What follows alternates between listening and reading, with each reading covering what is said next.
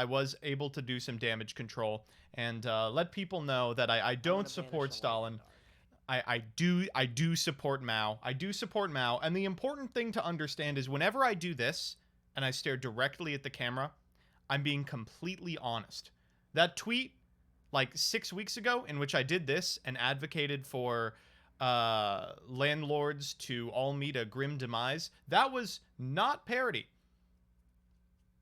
This is all parody, of course. This is, of course, all parody. Redditors don't know how to take a joke, and it's very funny to rile them up. It's just hilarious. It's just hilarious.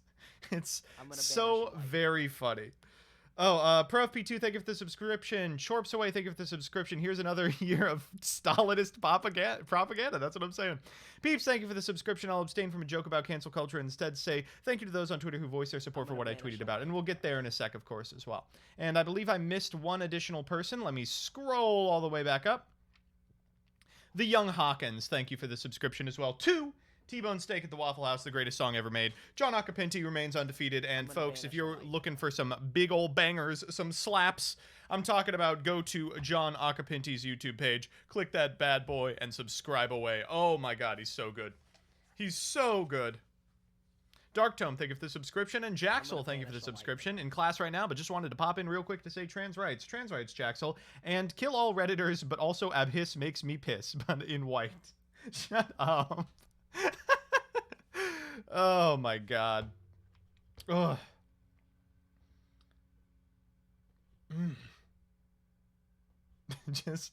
Just awful. Just awful, chat.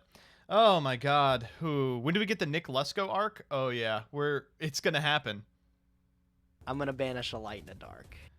And CJ Alex, thank you for the $2. Peeps claims to be for a healthier and more inclusive community, and yet he mercilessly destroyed the hopes and dreams of one MBT Yu-Gi-Oh in their progression series. Listen, do we have can we pull it up?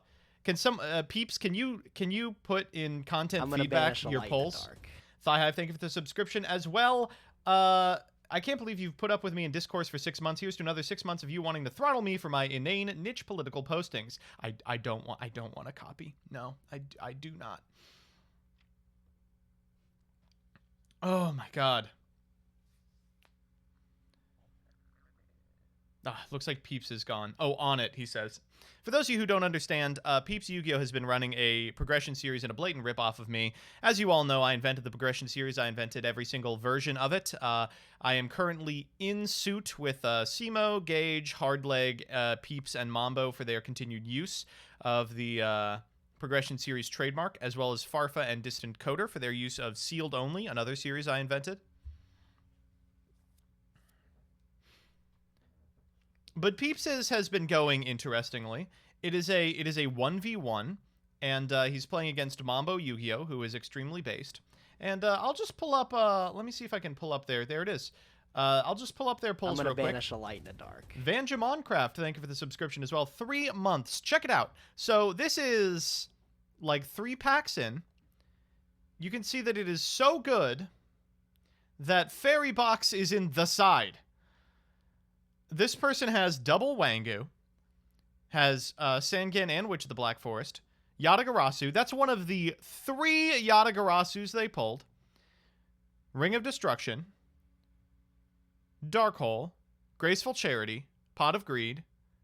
This is just a constructed deck. This is literally just a constructed deck. I just don't understand. I could not tell you how he's doing it. They're gonna have to absolutely like rethink this series. Like I don't see how Mambo ever wins. Mambo's deck is like normal. It has like normal cards in it. It's just not gonna happen, folks. This one's not coming down. But folks, of course, the number one thing I want to talk about today is not my attempt to attack and dethrone God, though that is going pretty well. I'm pretty close. God, it turns out, very hard to kill. Has several health bars. I do want to talk about outside of my affinity for the actions of Joseph Stalin, which clearly were real. I want to talk about 2 things that happened on Twitter today. The first is that Yu-Gi-Oh TCG.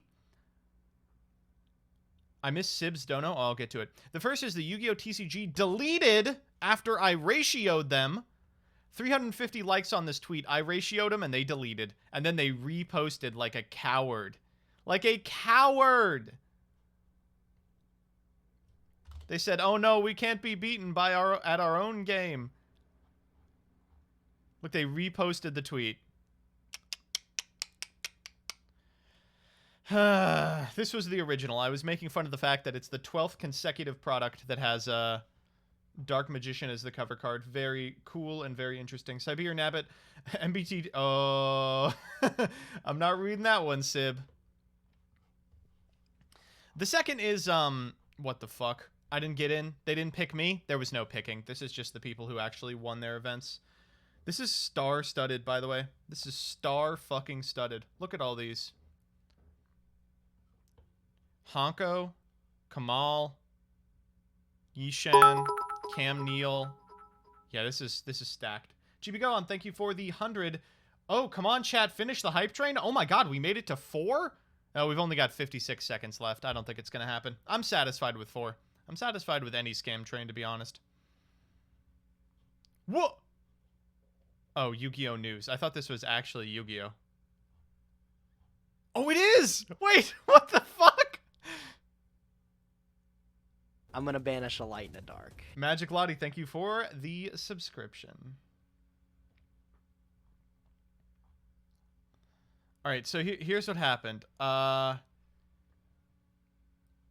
Earlier today, Peeps Yu-Gi-Oh!, who is well known for, again, having this pool, so temper your expectations. This is not an ally to the greater cause. This person has the means of production in the deck. They pulled them. And it needs to be redistributed. But, they tweeted today. See if I can find it. I'm gonna banish a light in the dark. Yeah, we'll scroll up here. Guntum, thank you for the subscription, and there's the hype train success. A tweet about a Yugi tuber who uploaded the trap joke, and you know, I'm not going to name names here because I think it's more important that instead of picking out individual people, it's a larger discussion about sort of transphobic attitudes within the community. But super demoralizing to see popular creators in the community dive to the bottom of the barrel for low effort jokes, especially when the community has such a large number of transgender people. You know, this was a pretty good thread. And then, it caught the attention of some people because you could see it has a lot of likes. 298, which Peeps usually doesn't get because Peeps has really bad tweets. He's actually not very good at twittering. So then I go, since Peeps' post is making the rounds, reminded that the Yu-Gi-Oh! Community looks way different than it did in 2011, which some of you newbies may not remember, but even as late as 2015, I was really, legitimately, like, I don't know if this is gonna work, like making videos just as a bi I'm gonna dude. banish a light in the dark. A bi dude in a relationship that, you know, outwardly looks straight. I was like, well, if people find out, you know, just think of the Zodiac thread. Gorilla111, thank you for the subscription. But you know, now we are finally getting to a position where, you know, like women and trans people and NB people finally feel comfortable, you know, playing Yu-Gi-Oh! And it's important to make sure that continues. I do want to say real quick, I don't mean to imply that, like, this fight is over, because absolutely it is not. It's not like, okay, we did it, now let's keep it that way. It's like, yeah, okay, like, it's a start, but largely these attitudes do persist in Yu-Gi-Oh! And it's something that we lag behind in terms of a lot of different hobbies, you know. Magic, for example, isn't perfect by any means. I mean, God knows they tokenize the fuck out of anyone, but it is certainly a more welcoming community for a lot of people than Yu-Gi-Oh! I mean, I'm not going to sit here and pretend like the Yu-Gi-Oh! Community is perfect. And, you know, that's just that. And I would recommend Shiggy's is really, really good, not only at making videos, but also signal boosting other women creators. And trans creators, and she's poggers. So, you know, do follow Shiggy's. And, you know, at the end of the day, I will say, when trying to alleviate the problem that Yu-Gi-Oh! Is kind of a boys' club, don't rely on people like me and Peeps to say that shit. Like, I guess it's important insofar as we have a platform, but, you know, there are a lot of women, and there are a lot of trans individuals, there are a lot of NB people who are trying to get their foot in the door of Yu-Gi-Oh! Content creation, who deserve your eyeballs on this topic a lot more than I do. However, one extremely funny thing that happened was this. Nim tweets, "We respect all duelists on this channel. If you don't, kindly unsubscribe." Farfa goes, "No, we don't," and posts Mystic Mine, and then goes, "Okay, I didn't know what this was in reference to at all when I posted. I'm sorry." So I'm happy to say that Farfa is canceled. I've canceled Farfa. You are no longer allowed to subscribe to Farfa. You have to reroute your Twitch Prime subscription here at twitch.tv/MBT Yu-Gi-Oh, where I will never make a mistake like this. I will never, ever make a mistake like this. I am simply too based and too... I've literally never made a mistake in my life. And then, it gets better.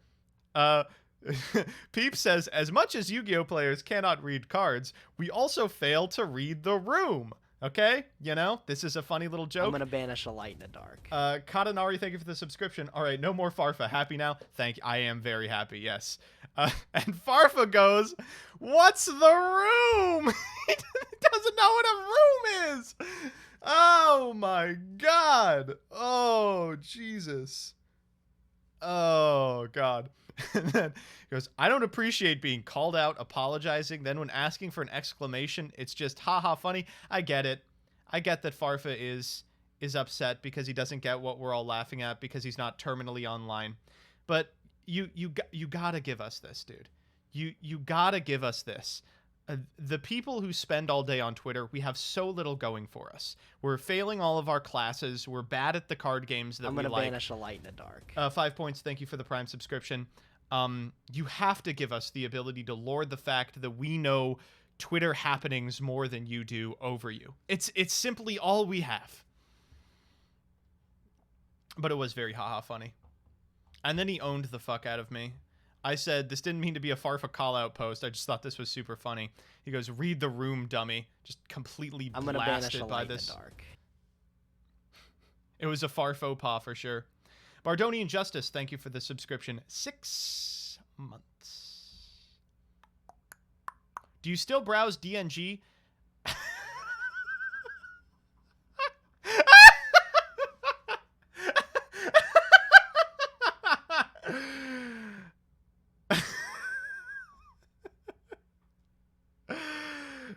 No.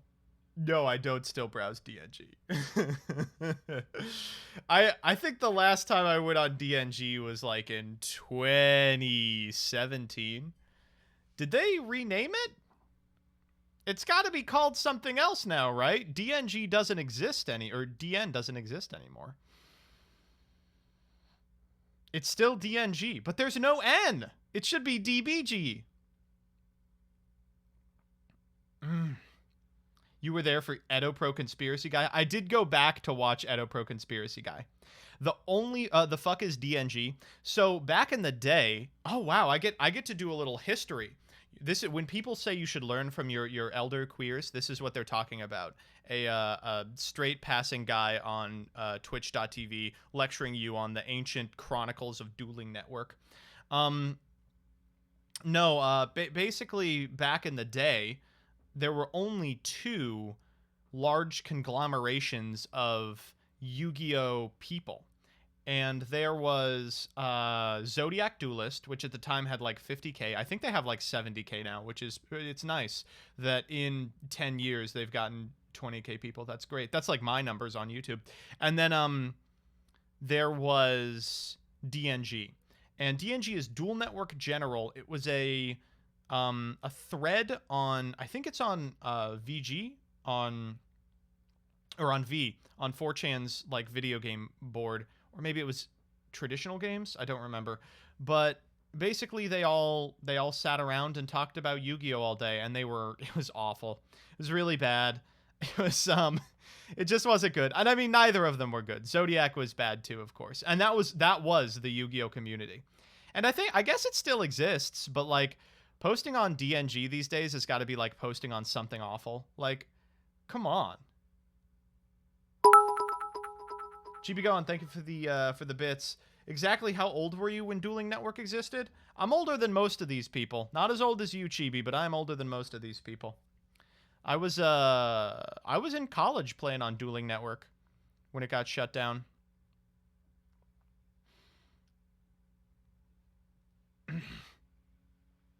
DNG is just half copy pasta now. Zodiac Duelist became House of Champs. No, so this is a... Oh, so the old thing was, in order to get into Zodiac Duelist, which was a Facebook group run by House of Champs and MCole40, you had to be subscribed to them. And that was how early on it got a lot of members. And I don't think that exists anymore because both channels have wildly outpaced the Facebook group. Yeah, I think the Twitch is called Zodiac Duelist. Oh, John's here because it was named at the same time. I'm not on the list to be subbed for Facebook, just Robbie. Oh, it's still there. Holy shit. Wow, that's a classic. Wow, that's crazy. Wow. Zodiac Duelist. I think the last big Zodiac thing I was a part of was when Zoo came out. Because the bit was like, oh my god, they're making an archetype for us. Oh, time truly is a flat circle. And now Yu-Gi-Oh is just everywhere, right?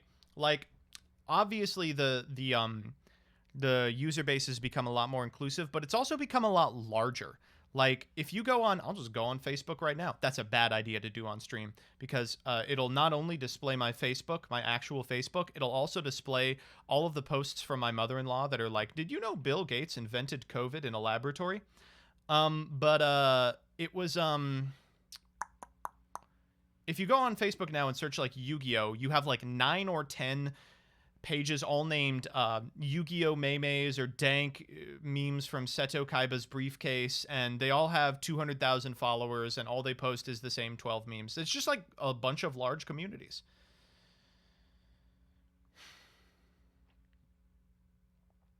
Doxing yourself on accident is real tier 0 tactics. I've done it like 40 times, so.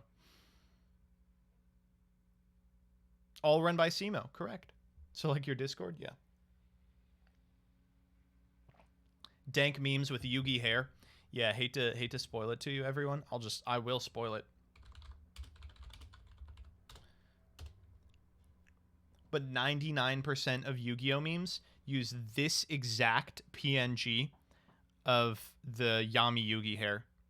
Once you see this, you will never be able to unsee it. Every single time you see the hair photoshopped on, you're going to be like, oh my god, it's the same fucking one. It's either that one or this one. The only differentiation is if you can see the ear or not. Are we allowed to connect with you on LinkedIn? No. My LinkedIn's terrible, by the way.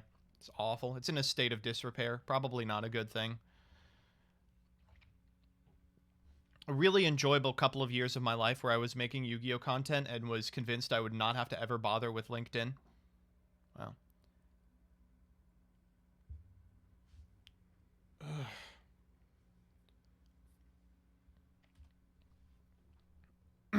What if we want to hire you? For what?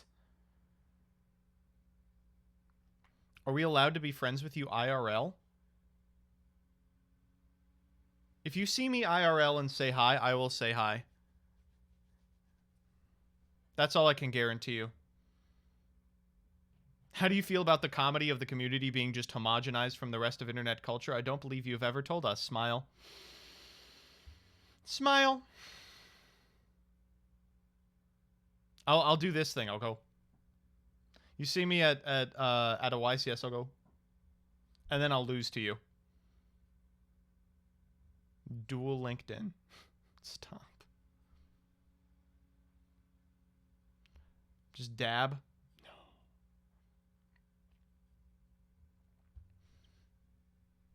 No. Oh, geez. Stream Duel Links instead of TCG? Ooh. And play Aramage? No. No, I will not be doing that. Absolutely not.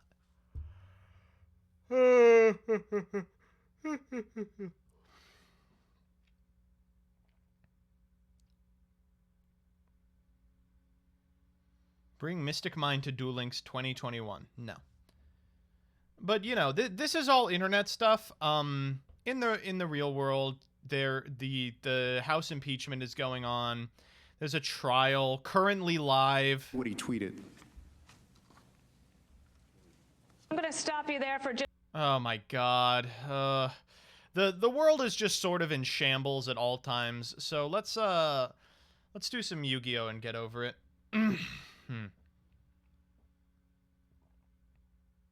Oh. Shit. MST blurred. Ooh. Wow. Good shit. Wow, Peeps actually changed something? I'm gonna have to rethink my stance on activism. Was Bordigo wrong?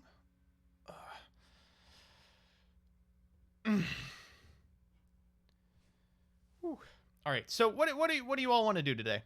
What do y'all want to do today? You want to look at some of the new cards that came out? You've made it. I did it. I did it. This is so fucking funny. I found this out a couple of weeks ago. But there was a couple of months ago, I guess. This is not a joke. This is a threat. I am going to beat you in the Femboy Championship Series with Crawlers. Oh, we'll get to that. This is a hilarious bit. Joseph Rothschild is a political scientist who writes about Germany. I'm going to banish a light in the dark. Or something. He died in like 2013. But Google auto-populates based on the most popular image for Joseph Rothschild. So we've got this guy over here. Then we've got me in a production of Rumors. And then we've got me and my wife when we first started dating. This photo is from 2013, and it's got about 10 pixels throughout the entire photo. Just amazing. So if you are a Rothschild looking for your political scientist father's photo, I'm so sorry. I'm so sorry.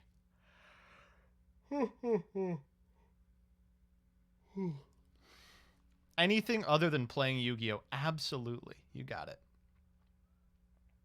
What is your arm doing in that photo? Holding my wife. What?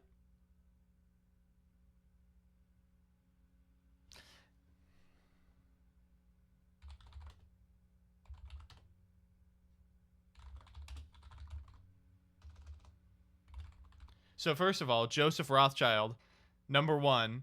We've got Yu-Gi-Oh, then MBT, and then ethnopolitics. There it is. Oh no, they got the right picture again. That's great. And there it is. Good. So we've got this guy, and then above him we've got this picture of me with my shirt off, getting third-degree burns. And we've got this guy. This isn't Joseph Rothschild. Oh, it better not be. Look at this guy. This guy's fucking nasty. What's wrong with this guy? Ugh! I'm not trying to say nothing, but like, there's an age where you should just give up, you know? When you get to like 99, man, just don't take any more pictures. That's you in 10 years? No! It's me if I keep the same amount of sleep.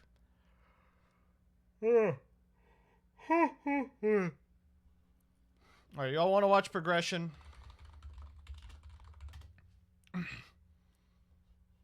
I've already watched it. No, I can't do it. I've already watched it. I'm sorry. I'm sorry, Chad. I jumped the gun. Watch something else? Okay, I'll watch something else. Quick thoughts on it? Oh, yeah, I'll do quick thoughts on it. Watch GX? Fuck no. I'll do some quick thoughts for people. This is a huge spoiler for people, so if you haven't watched it, pause it real quick. My body, so that doesn't really like change the equation too much. Oh yeah! Okay, so Gage is never going to win another fucking game. Gage is never going to win another fucking game. I want you to look at Simo's deck. Oh, talk about the very important Simo editing controversy? Okay, watch this. Watch this. So Simo's trying to pull Crush card, okay? I'm really happy about that. Book of Moon just standalone is already really strong. So If we don't get Crush Card, I still have hope, but if we don't get it, I'm at least happy that we got a third Book of Moon. That is actually a very, very big pull. But oh man, guys, we have a very, very big pull here. I'm very nervous. Let's secure this, and let's get to that third pack. It all comes down to See that? I'm very nervous. Let's secure this, and let's get to that third pack. It all comes down to this. One more time. Very nervous. Let's secure this, and let's get to that third pack. It all comes down to this. This may be our one and only shot to be able to pull a Crush Card and actually be able to equalize the playing field. This has to happen. This has to happen. This needs to happen right here, right now. Oh my! Fake reaction. Simo opened this pack 900 times until he got it.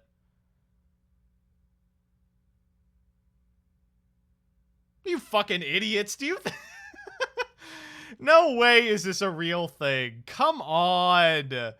He cut because YouTubers throw cuts in their videos.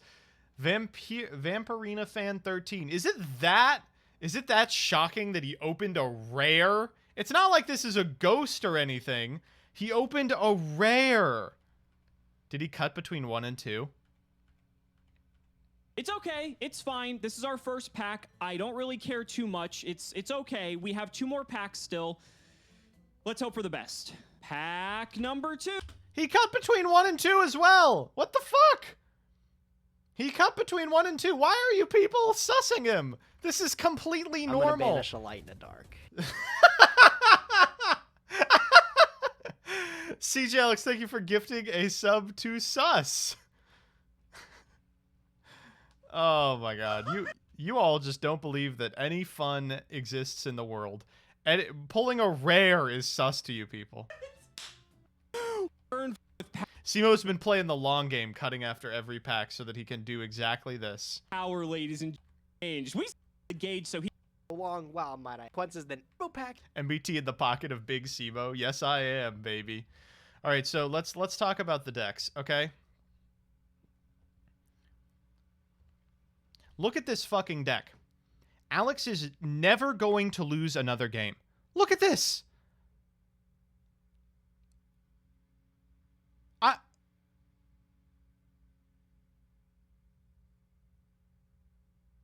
This is literally a constructed deck. He is missing some synchros. That's it. It is more than full power. Blackwing. Blackwing never got to play fucking Snatch Steal, Pot of Greed, Raigeki, Royal Oppression. Unbelievable. This is the most insane deck I've ever seen in my life. All right?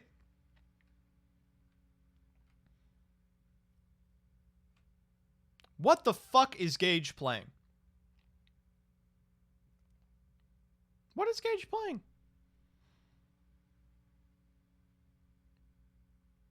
All right, let's talk about Gage's deck, okay? So, Gage, what does Gage know?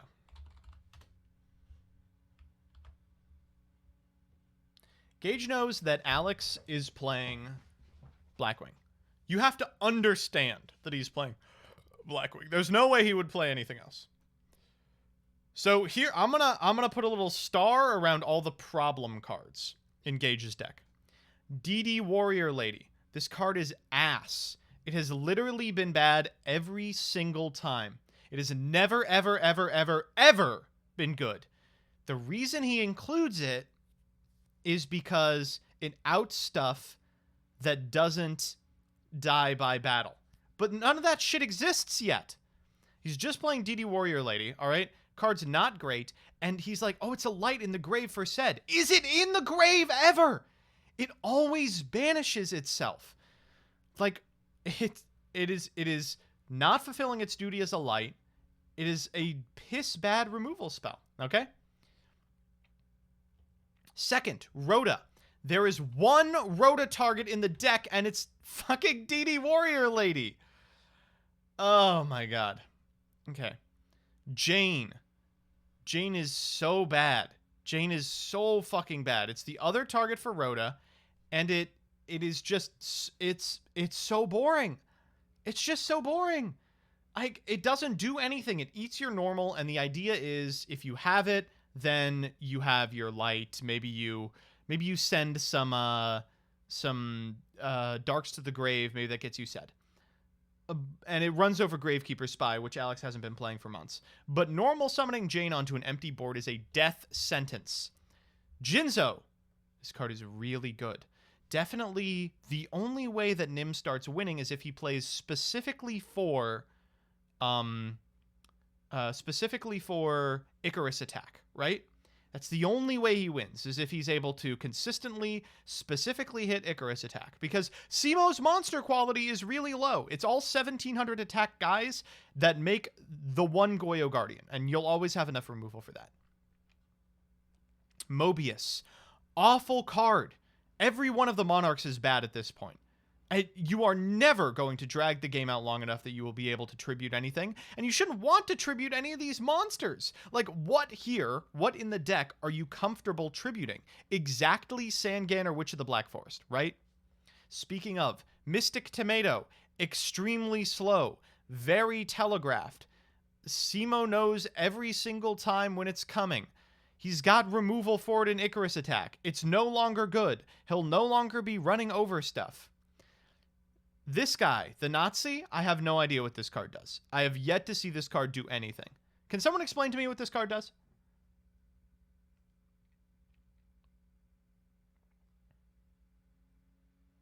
Level 3 tuner E-Telly target? We already have an E-Telly target. It summons off E-Telly for Black Rose. Okay, next. Reza, too slow. This one is suspect. Reza's actually an extremely good card. I would maybe play this. The Snipe Hunters, very good. This card is very good. Witch, great. Book of Moon, great. Cold Wave, too late, buddy. I would maybe keep it because of said. Confiscation, fine. Darkhole, fine. E-Telly, fine. Econ, too late. It's too late for Econ. Instant, good. Painful choice. What the fuck are we painful choicing? Here's my actual question. What are we painful choicing for? I know painful choice is a crazy card in a vacuum. How are we deploying painful choice in an advantageous way? Gage has resolved painful choice like 3 or 4 times. Have you seen him do a good painful choice yet? Get lights and darks into the grave.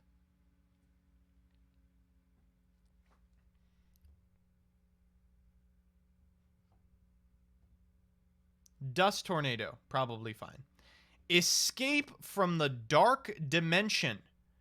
Escape from the Dark. Has Gage ever activated this card? It's been in the list for 8 weeks. One time. Awful fucking card. Phoenix Wing Wind Blast. Only okay. Only okay. I'm gonna suss it. Royal Oppression. Dog, do you understand what your deck is trying to do? Why the fuck would you ever give your opponent an out to set? Why would you ever give your opponent an out to set? Simo is going to special summon once. He's playing the beatdown deck. He'll summon Bora and just blow you out, which is what he did in this week's episode. All right. So there it is. Look. I'm going to banish a light in the dark. C Jokes, thank you for the $2. Peeps red pilled me on painful choice not being good for limited formats because 4 good cards in your graveyard for the worst of those 5 cards is not worth it. Probably agree.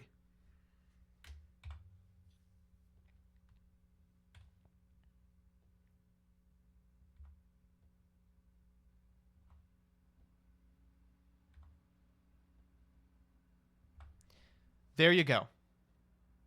There you go. It's a start. Okay? There we go. It's a start. Oh, and Warrior Lady. Fuck you, Warrior Lady.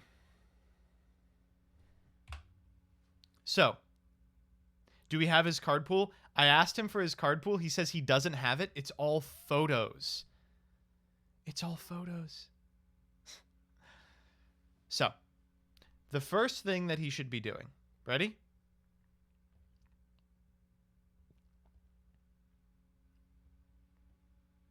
There you go. 3 trap stun main. Has anyone ever played with trap stun? Anyone ever played with trap stun? Trap stun is one of the craziest fucking cards ever printed. And it functionally does the same thing as Cold Wave against Simo's deck, except it also beats Icarus attack, which is not something that he can do otherwise, right? So now we've got 5 outs to Icarus attack. We've got triple trap stun. We've got double my body as a shield, right? So now all we got to do is be the control deck. We just have to be the control deck, dude. Simo is playing an extremely streamlined deck that is aggro as fuck, and it does one thing. It hits very hard with a large synchro monster. All you gotta do is outlast the Goyo Guardian. All you gotta do is put up a defensive wall larger than Bora the Spear. All you gotta do is beat Icarus attack. And that's very easy to do, right? I'm going to banish a light in the dark. Chibigon, thank you for the $3. Just wanted to make your amount 13. Thank you.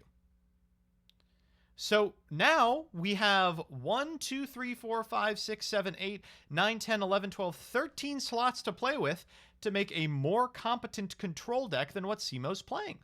And we've got a lot of stuff that matches up really good against him. We could play the Shadow Imprisoning's main.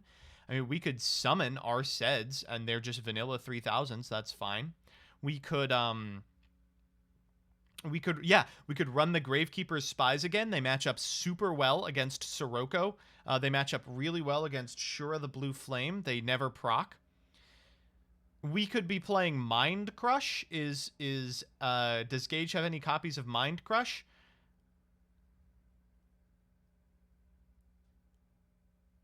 No one knows, but, you know. 2 in his side, yeah, he should be playing the Mind Crush's main. Calling Kalut is an auto win versus this deck. He should be playing Trap Dust Shoot as well. Simo will literally always have monsters in his hand because of Black Whirlwind, so if he's got any extra Dust Shoots... Oh, we can't actually play it because of how they do the ban list, right? Alright, that's fine. This is enough. So now all we gotta do is find 3 or 4 decent light monsters. We just gotta find 3 or 4 decent light monsters, and then we can load up on control spells. Surely we have more copies of Moon.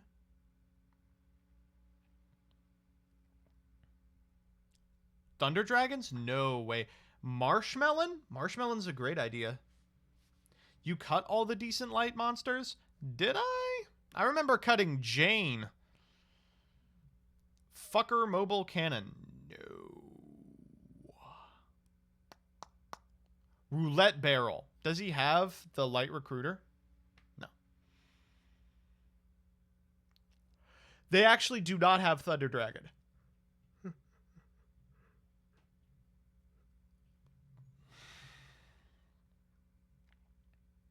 So we could be playing like some of the Lightsworns, like a 5 or 6 card Lightsworn package to fill up the grave. We could be playing Freed. What's the next set? Let's find out.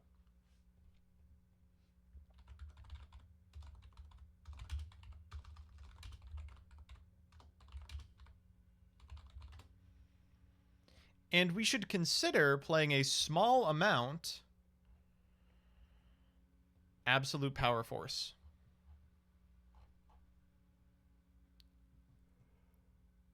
Huh.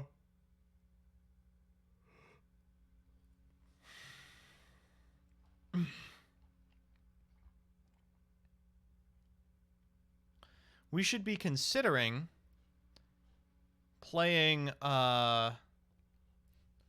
some of the archetypes we have, right? Like, we have about half of Plant Synchro and some of the best payoffs for that archetype in the world. We have about half of Dark World.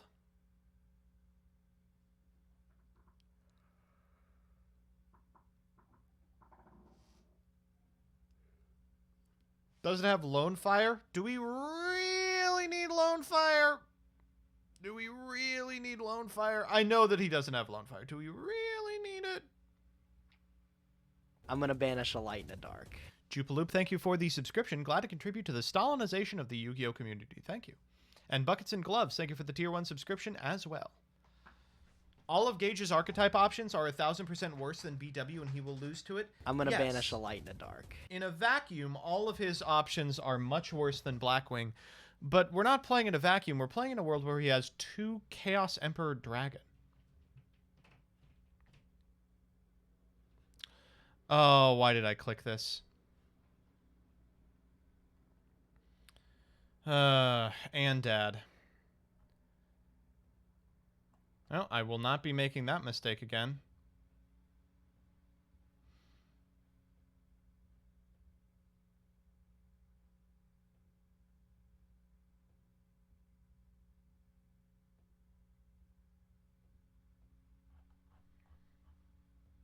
I stand by the fact that Seds are bad in the matchup because in no situation will he ever beat Blackwing in a top deck war.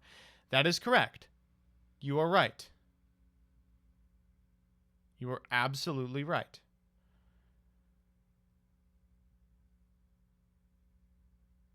You are absolutely right. But we shouldn't be activating Sed in a top deck war.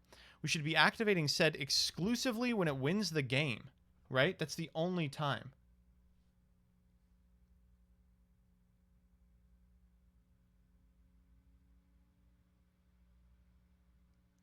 Oh,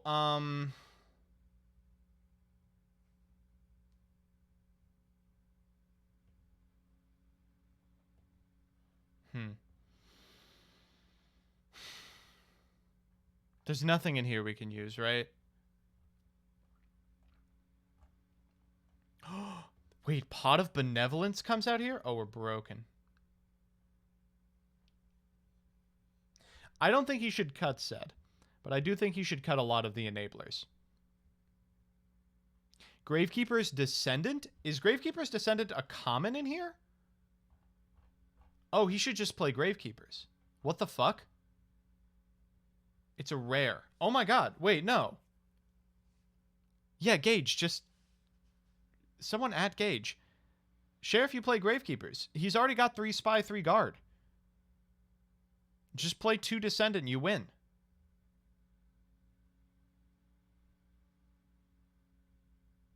Simo has Necro Valley? Okay. You don't need Necro Valley, do you? Does Descendant need Necro Valley? No. Who cares?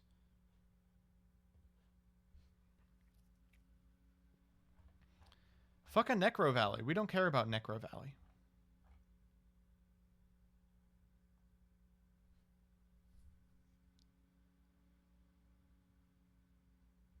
Fiendish is in here too. Ooh.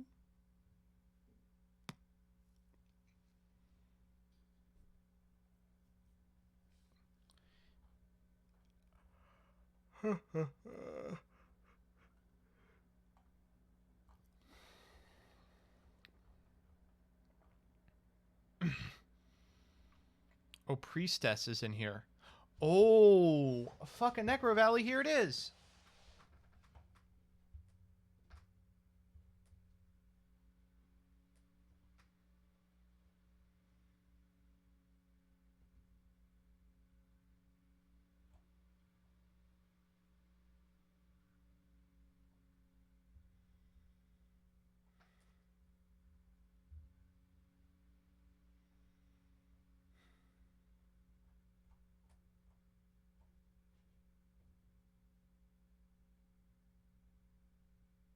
Yo, what the fuck? Oh my god, wait. How does Simo beat this card? Wait, how the fuck does he beat this card? This is crazy. It is a short print common. Oh, wow.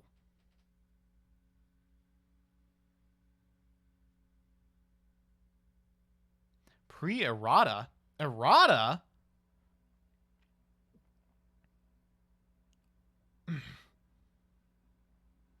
What was the errata on this?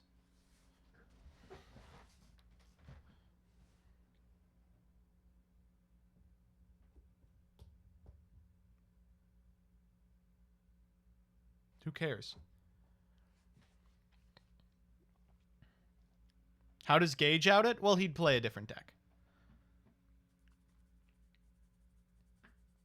All right, okay. This is enough talking about the progression series that we've already watched.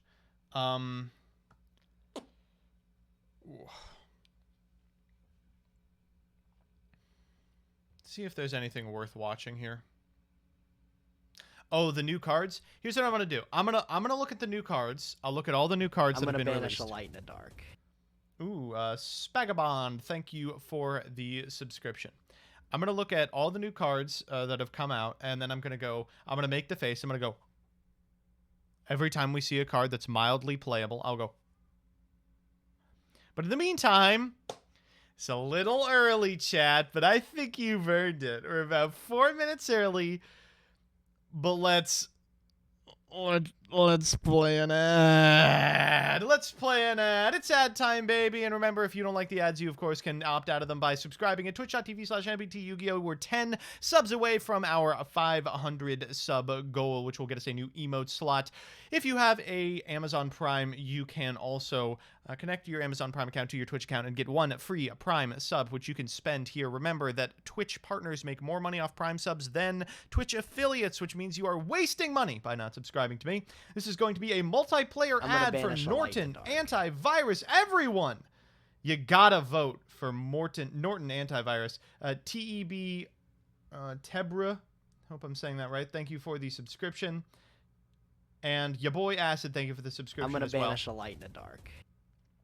All right, we're gonna go ahead. We're gonna click this multiplayer ad. We're all gonna vote. This is a voting one. Remember to do your civic duty and vote.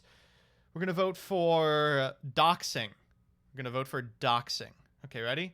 Bada bing. All right, everyone.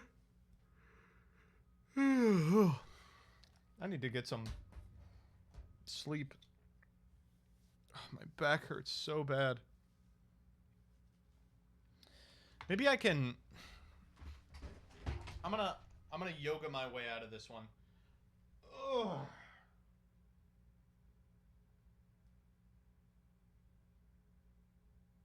Oh, that feels really good. All right, let's do that again. Ugh.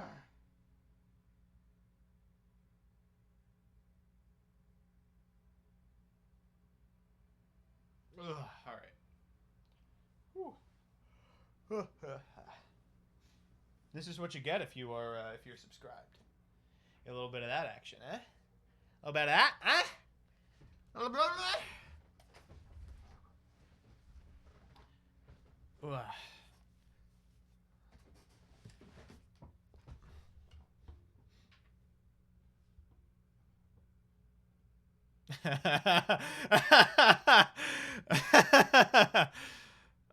Yu-Gi-Oh! Forbidden memes. I wish all the Yu-Gi-Oh! Transphobes a very pleasant shut the fuck up and go away. That's a good one. I do like a lot of people being like, what is happening today? Mostly it's just people feeling themselves, you know? It's people being like, hey, this is a big affirming day for a lot of people. Not me, though. I'm getting canceled for liking Stalin. Sheesh. Where is the justice?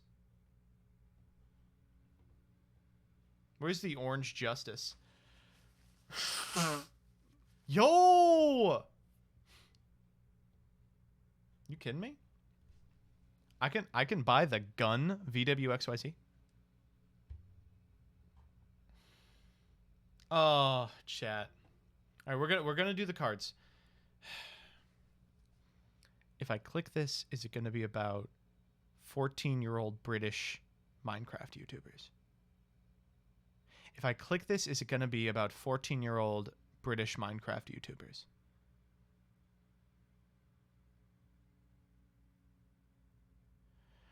All right, chat, you know what? Here's what we're going to do. We're going to do a poll. We're going to do a poll.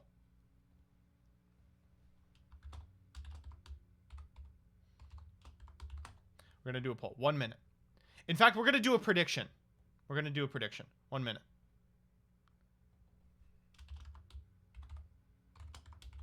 It's going to be, is it Minecraft YouTube? Is it not? Okay. Is Taylor's version about Minecraft YouTube or not?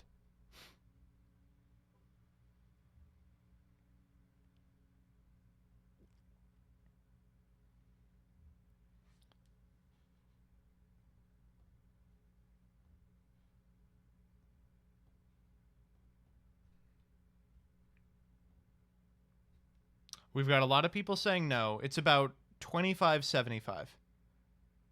The poll is Taylor's version, you see right here, Taylor's version, is it about my Minecraft YouTube, or is it not about Minecraft YouTube?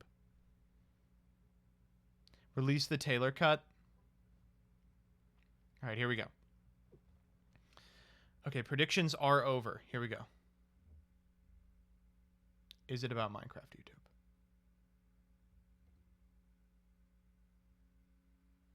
It is about Taylor Swift. It is about Taylor Swift. Wow.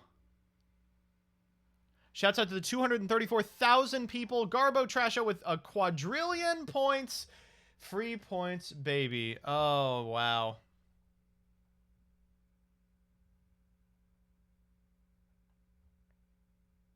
I don't understand.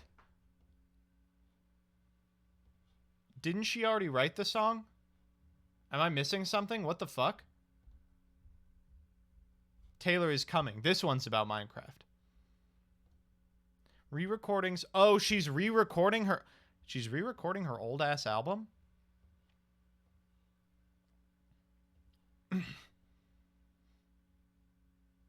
Why is she doing that? She lost the rights to her masters. That is so fucking crazy. Wild. All right. Let's look at some new cards.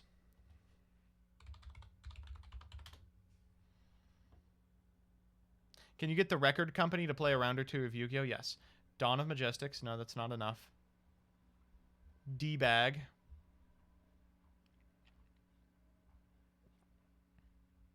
Where are they?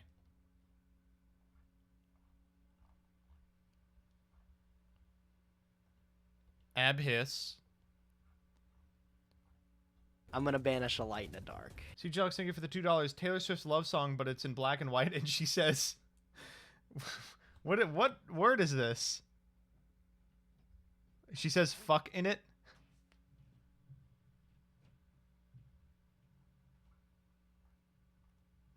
Frick.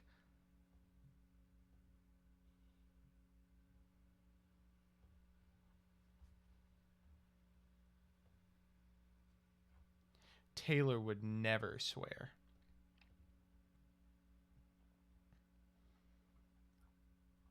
All right, I think this is about where we are.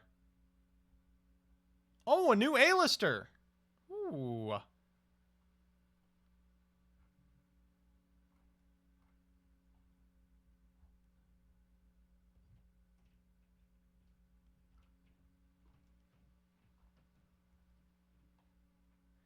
Yeah, I think that's about it.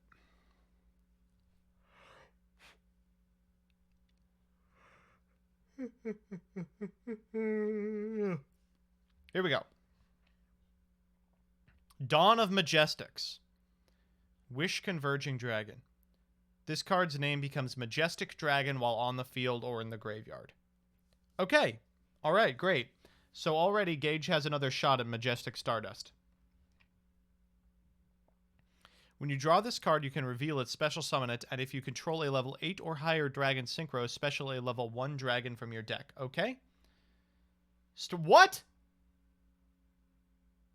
Stardust Synchron.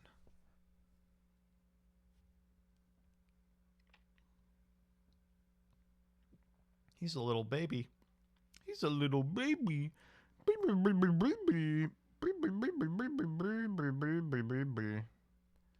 If this card is in your hand or graveyard, you can tribute a monster. You cannot special summon monsters from the extra deck and special summon this card.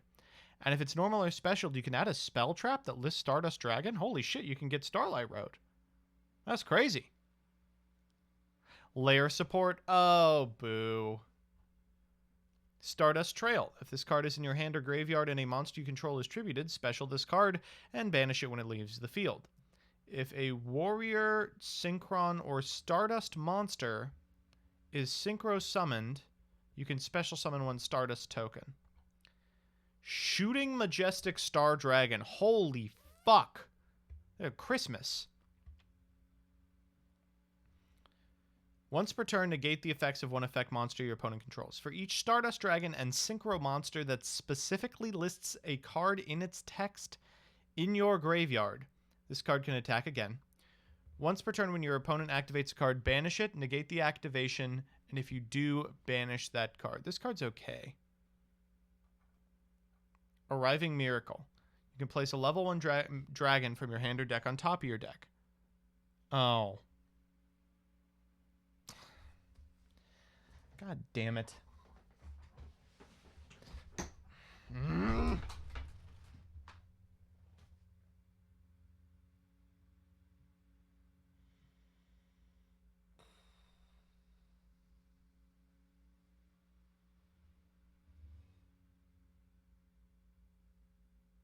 It sucks. I thought there was going to be some level of skill involved, but this card just does literally everything for you, right? They literally just printed this. They were like, oh, okay. Well, we made it so you have to draw the card. Ah, fuck it. This one puts it on top of the deck, and you know what? It also draws you a card. Why is Joseph mad? I'm not mad. I'm just upset that they are holding my hand through deck building. Replicates the anime? Okay. Stardust Illuminate. Send a Stardust monster from your deck to the graveyard. Hold on. Ooh, that's really good with these new monsters. Holy shit-a-moly. If you control a Stardust Dragon or a Synchro monster that specifically lists a Stardust Dragon in its text, you can special summon that monster instead. Banish this card from your graveyard. Target a Stardust monster you control. Increase or decrease its level by 1. Sure. This is a great one. This is a really good card.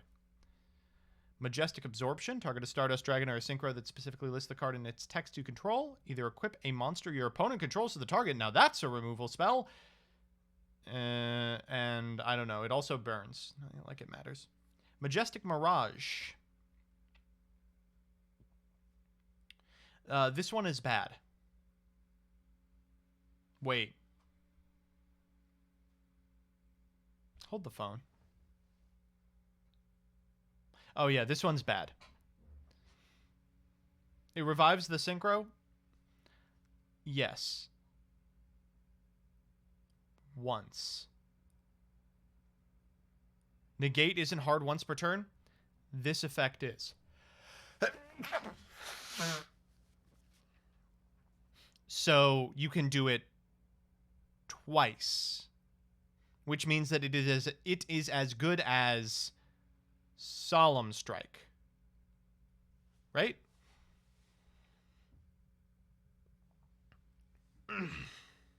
Maybe the banish is enough to push it into playability. Like you get 2 negates, you get to banish a card your opponent controls.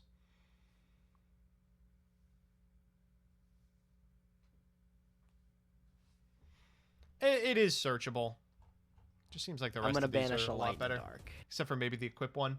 Submitted the last of my law school apps today. Oh god, I already want to die. Get ready, buddy. These are sweet fucking cards. Wow. These are really good.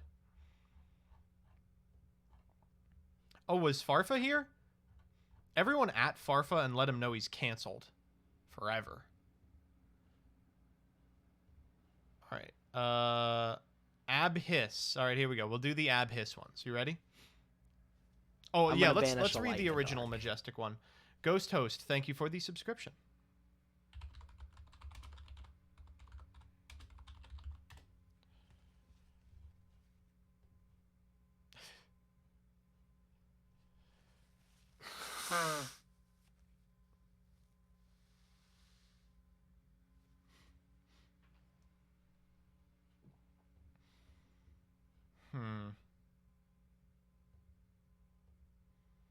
During either player's turn, when your opponent activates a card effect, you contribute this card, negate it, and destroy all card. What the fuck?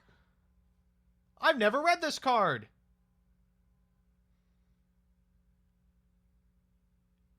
This card looks crazy. Once per turn, you can target a face-up monster your opponent controls, negate its effects until the end of the turn. You can activate one of its effects as this card's effect during this turn. Oh, and then it turns back into Stardust. Damn it! Oh, it was so cool until then.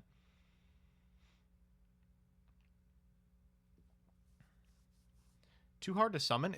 It is? Even with the new support? Well, that's kind of cringe.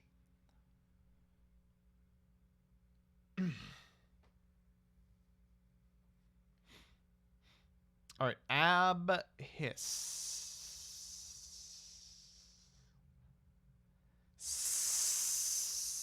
Why would I ever read these when I can watch the SEMO video?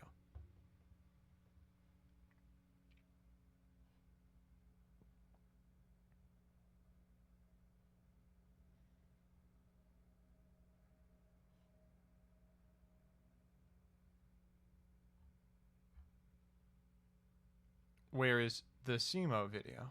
There it is.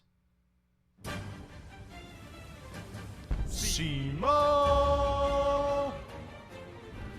What's going on, guys? It's SEMO. So today we're going to be discussing the brand new Abyss archetype that's set to be released in the next deck building set, Ancient Guardians. This is also the one that has the polar bears in mech suits in space. So if you missed that video, I'll have a link up on screen or down in the description. But this is an archetype that people have been really looking forward to because reptiles, let's just say, have not been the most generously supported archetype over the years, and people are looking for an excuse to play Snake Rain and buy it out. So let's go ahead and get right into it. I am very excited to see what this archetype is all about, and hopefully it is actually decent. So first of all, can I just say the artwork on this card, and probably all these cards from what I've seen so far, is just fantastic. Like the Egyptian, like golden lotus, like snakes. Like I just love it. Anything like Egyptian theme. I mean, it's Yu-Gi-Oh, right? So I guess it's fitting, but I just love it. It's absolutely fantastic. Bit of a throwback as well. So first up, we have Null, Dreg of the Abyss. So it's a light reptile effect monster with 0 attack and defense. It's level 4. You can only use this card's first and second effects once per turn each. You can send this card from your hand to the graveyard. Send one dark reptile monster from your deck to the graveyard. Okay, so he's light. You get to send a dark chaos synergy potentially. This is a bit of like a Tri-Brigade Fractal sort of effect. We're pretty familiar with this, but that seems like a pretty good setup to start. The second effect reads, if you control no monsters or you control an Abyss monster, you can special summon this card from your graveyard, but banish it when it leaves the field. You cannot special summon monsters while this card special summoned by this effect is in the monster zone, except reptile monsters. This seems broken. Okay, so that last part isn't really too bad if we're only going to be playing reptile monsters for the most part. But this is pretty nice. This is like a great starter. You can pitch it from your hand to send another one, and then you can immediately bring it back on turn 1 because you're not going to have any monsters, and then that's just going to allow you to start for some initial setup plays. So already looking pretty good. I would say, I mean, if there's a starter, this could recent stuff. Thank you for the subscription. Be it. I guess we'll have to see as we go down along here. Next up is Nihil, Dreg of the Abyss. Again, this artwork is just so cool. I love the golden lotus. Like the black with the gold in the artworks are just fantastic. This is a dark reptile effect, 0 attack, 2,000 defense. So we got a big booty snake here. Level 4. You can only use the first and second effects once per turn each. You can send this card from your hand to the graveyard. Send one light reptile monster from your deck. They're like chaos drags. To the graveyard. Okay, so this just does the opposite of our friend Null up here, and I think you would want to play both of these because I think Null, if Null is the starter, since Nihil can actually get to Null because you can just send the Null off of Nihil, then I think you would really want to play both of these because it's like you're playing 6 ways to get to Null, essentially. So, okay, not bad. If this card's no more special summon, you can add one Abyss spell or trap from your deck to your hand. Okay, so this could be good. Anytime you have something that can search for any of the in-archetype spells and traps, it's usually good. It obviously depends on how good those are, so we'll see as we get down a little bit later. Next up, oh man, this card looks so cool. It's like an Anubis, but it just like with like some weird like armor. Oh my god, that's just awesome. So this is Flogi, Haze of the Abyss. I probably butchered the name on that. It's a light reptile effect, level 4, 1800 attack, 1400 defense, so decent body. You can only use this card's name's first and second effects once per turn each. If this card is sent from the field to the graveyard or special summon from the graveyard, you can target a face-up monster your opponent controls and one monster in their graveyard with an attack equal or higher attack, special summon the target in the opponent's graveyard to their field, and if you do, send the target they control to the graveyard. I don't know how I feel about this card. You never really want to give your opponent advantage, although I guess you're not really giving them advantage because you're kind of just like swapping something out. You're giving them a monster from their graveyard and then sending a monster on their field to the graveyard, so depending on what type of deck they're playing, this could be good, but it requires the monster in the graveyard to have an equal or higher attack than whatever it is that you're targeting on the field. That seems a bit conditional. The second effect says, if this card is in your graveyard, you can send one card from your hand to the graveyard, add this card to your hand. So this is kind of cool because not only can you get this card back, but also it allows you to have another way to get some of these cards into the graveyard, which I think is probably the bigger purpose here, depending on what some of the cards are. So I guess that's fine. The effect is weird, to say the least. I don't really know how I feel about it. Next up, oh man, the cool artwork continues. This is Zoha, Haze of the Abyss. This is a dark reptile effect, level 4, 1500 attack, 1700 defense. You can only use this card's name's first and second effects once per turn each. First effect reads, if this card is sent from the field to the graveyard or special summon from the graveyard, you can have your opponent draw one card, and if they do, you add one Abyss monster from your deck to your hand, except Zoha, then each player sends one card from their hand to the graveyard. Okay, so again, here we go with these weird sort of replacement effects. This time it's for your opponent's hand and not their field, but this is really bad. You never want your opponent to draw a card unless it is absolutely essential, and basically Dark World dealings for both players on this monster's effect, although to be fair, you specifically get to add an Abyss monster to your hand, and I think you sending a card from your hand to the graveyard is mitigated by this archetype because you want these monsters in the graveyard, so I would say in a vacuum, this is supposed to be a net positive for you. The problem is, contextually, most players have cards in their deck that they want into the graveyard, whether it's for some sort of graveyard setup or because there's synergy or interaction, so I don't think you're actually getting as much as it might seem, and I think that's a big problem. The second effect, I think, is the same as the other card. If this card's in your graveyard, you can send a card from your hand to the graveyard,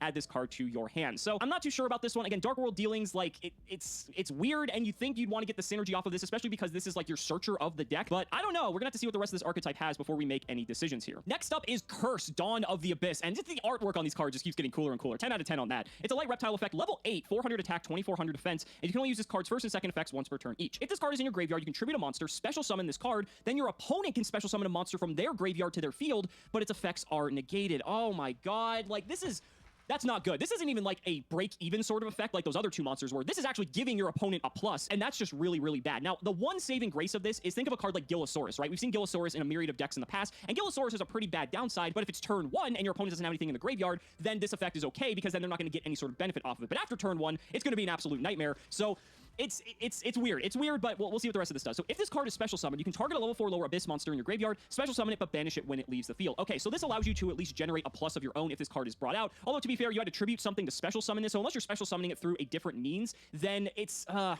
don't know. This right here, then your opponent can special summon a monster from their graveyard. This is a massive downside. Yeah, its effects are negated, but like that doesn't matter. I mean, a lot of the time you could just basically take anything just for free link material, Xyz material. Like there's so many ways that this could go wrong. I'm not feeling too good about this. Let's go ahead and move on though. Oh my god, and the artwork just keeps getting cooler. This is a really awesome looking one here. This is Aleph, Dusk of the Abyss. So it's a dark reptile effect, level 8, 2000 attack, 800 defense. You can only use the first and second effects once per turn each. If this card is in your graveyard, you contribute a monster, special summon this card, then your opponent can add one monster from their graveyard to their hand. Okay, so this is similar to the other one, except the card's going to their hand instead of being special summoned to their field. That could be good or bad, depending on what your opponent is playing. It could be bad because if your opponent used a hand trap prior to you using this effect, then they can add the hand trap back to their hand, and they have that for another turn, and that's really bad. But if it's like a monster that's not really going to do anything in their hand, then that's kind of okay. But it's still not great. You don't want to give your opponent resources if you absolutely can. If this card's special summon, you can target 2 of your banished monsters, including at least a reptile monster, return them to the graveyard. So we have seen a few cards that do banish after the resolution of their effects if they leave the field again, if they're like resurrected a second time. This allows you to recycle them, and in the instance of something like, I believe the first How is he still talking about the same monster?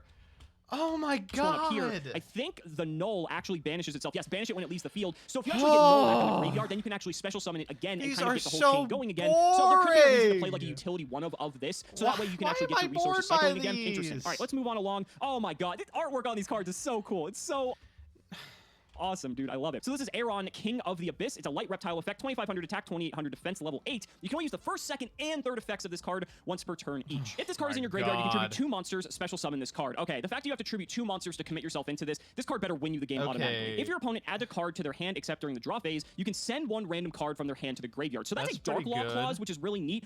Wait, this card's Dark Law. Problem is, you don't have a floating macrocosmos on the field, so the downside is it's not going to get banished. And so them sending a random card from their hand to the graveyard, if it's a monster, most of the time that's going to benefit them because it'll get some sort of advantage. It's like when we talked about the other card why we don't want to have them doing any sort of Dark Lord dealings effects. This is basically the same thing. However, Chaos this is Dragon the one Gladiator good play. monster, People use the right? hand rip effect all the time. If you hit something like a powerful spell card, then the effect can actually be really strong. If a monster your opponent controls is sent to the graveyard by a card effect, you can add a light or dark reptile monster from This your is deck the or only graveyard good to your one, hand, right? except Aaron, King of the Abyss. So, okay, I mean, that's pretty likely that that's going to happen. There's plenty of cards in the game that will send monsters to the graveyard via card effect. So, I mean, you get to generate some advantage there, but you already achieve contributing 2 cost a little and use it as part of the requirement to tribute summon for the bigger.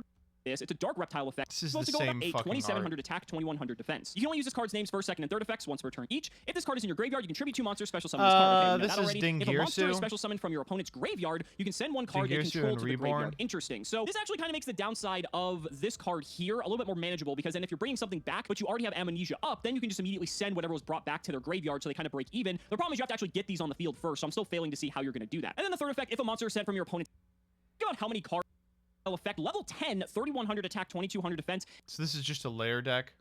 You can only use the first and second effects once per turn each. If this card is in your graveyard, you can 3 tribute 3 monsters to special summon this card. Okay, let's be honest. There has to be no conceivable This is a terrible card. way you're going to summon this card automatically. Graveyard, infinitely easy. Some monsters that are special summoned won't affect that one, whether it's through this one right here, Curse. Oh man, second effects once per turn each. If a face-up reptile monster you control is destroyed by battle or an opponent's card effect, you can target 1 card your opponent controls, send it to the graveyard. Okay, so not bad. I mean, there are ways that this can be dodged, because think about how many effects in Yu-Gi-Oh are going to be. I mean, it's as like a do nothing card.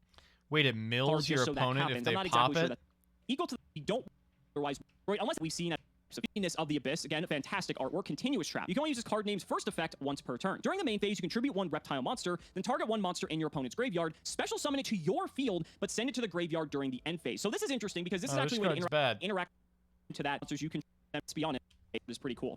Turn. Special summon 2 Abyss tokens, which are reptile cold. dark level 2, 0 attack and defense tokens, and if you have 8 or more different names, if it was just 8 or more Abyss, and then use thing to splash this with, or go into monsters for kind of other of the to do the. All right, let's see what they look like in action. Abyss. Oh yeah, this is my fucking jam. All right, Lightsworn. Decent engine. Yeah, yeah. Card destruction. Snake Rain. So this is about as high roll as you can get. Chaotic Magical Ruler. You're milling your whole deck, baby. Out comes Curse. Next, we're gonna summon Nihil. We'll activate Nihil's effect. We're going to get the trap. We're bringing out Null. Then we're going for Queen. Afterwards, we're activating Chaos Dragon Ruler. After that, we're going for Chaos Creator. We're activating Chaos Creator's effect. We're gonna bring back the Deity. That makes me Piety. We're going for Dragoublion and making Titanic Galaxy. And our opponent concedes. Yeah. We're normal summoning a copy of Raiden. Afterwards, we're going to activate Trick Clown. Next, we're gonna fire off the effect of Chaos through the Magical Dragon Archfiend again. We're sending 5, and if you don't believe me, then it's time to jive. We added the Reptilia in a hand. We're discarding 5 for Snake Rain. We're bringing back Curse. He's the worst. We're gonna summon from grave Nihil. We'll activate Nihil's effect again. That's gonna get us the terrible trap. We're summoning back Amnesia. That is gonna please ya. Out comes the Magical Dragon Archfiend, and now it's time for the Dragoublion machine. Making Galaxy... What the fuck? This is nothing. This is a terrible board.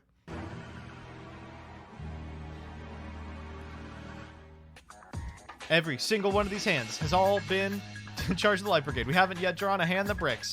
Going for Chaos. Again, we're gonna mill 5 one more time. I imagine we're going to add Snake Rain. Maybe you can't add Snake Rain. Activate Nihil's effect. Activate Curse's effect. Activate Nihil's effect. Summon back the freebie. Summon back the freebie. Next, we're going to activate the girl. Then we're going to go for Chaotic Ruler. Then we're going to go for Foolish Burial. Then we're going to activate the Chaos Creator. Then we're going to summon back a monster. Then we're going to end on Deity. Then we're going to end on Dragoublion. Then we're going to end on Hope Harbinger. Whoa, that's 3 negates. And if you don't believe me, then you're a hater. Yes. Fire Snake Rain. Get Ashen now. Give me some brain. The game is over. Curse is back, and the game is over. We're bringing back Nil. We're activating effect. We're using Nihil's shitty effect. We're summoning Chaos Creator, and out he comes. Next, we're gonna fucking come. Let's summon back the Deity. Let's summon back the Wife. Oh my god, 1 negate. Open Snake Rain, 1 negate.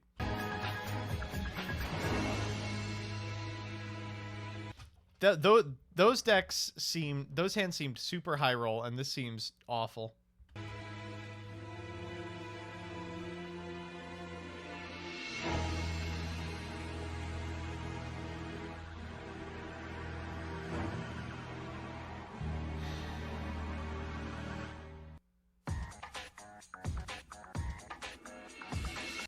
All right, well, I will hold my applause for the Snake Boys. All right, I know what you're all here for. You want to see the Freezing Chain Structure deck. That's enough of that. Okay.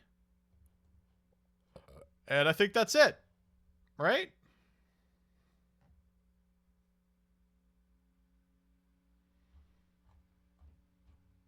Freezing Chain Beat. Yes.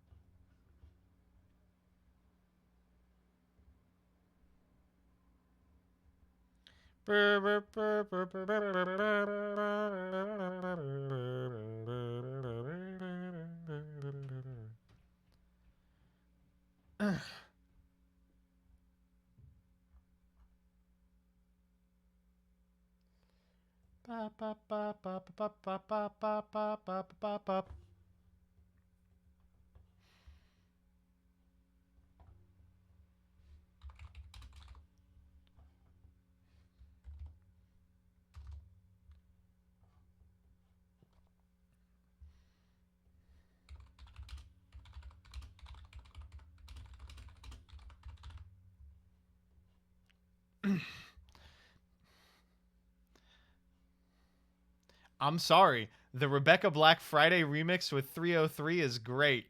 I love it. Oh, this guy, he sucks. Oh, he's like Kaiku. Whoa, he's like Kaiku. Whoa. I'm gonna banish a light in the dark. Metier, thank you for the subscription. Neither player can activate spell trap effects from the graveyard.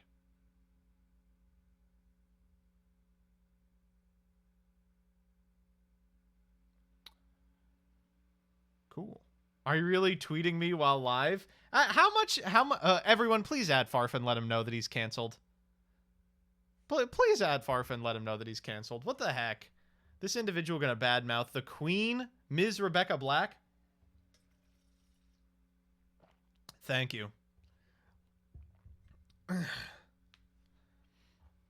Read the room. Oh my god. 50 gigs. Oh my god. Oh, I'm so excited for Mr. Boop Volume 4. How do I have 20 notifications? 100 million notifications. Ugh. Bad. Rebecca Black is great, but that's made by 303 and it's awful. What the hell? 303 is great. 303 is great. Come on. You never went to Warp Tour in 2007? Come on. Farfa's the type of person to trust a hoe, if you ask me. All right, so all these new cards look like shit. Actually, the Majestic stuff looks pretty cool. All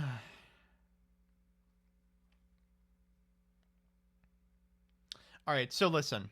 I want to do a series. Because I was 5 in 2007.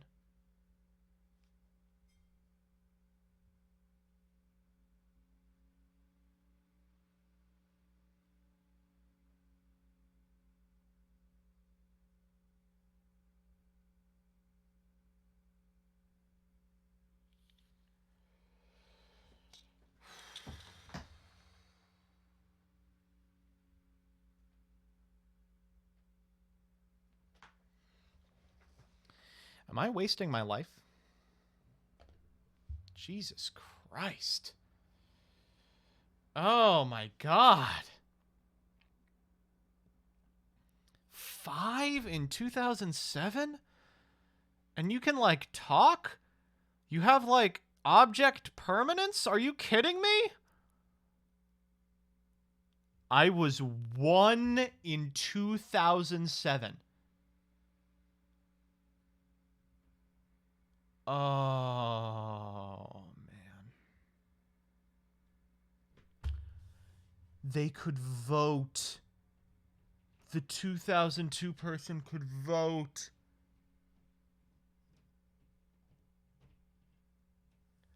I'm going to be right back.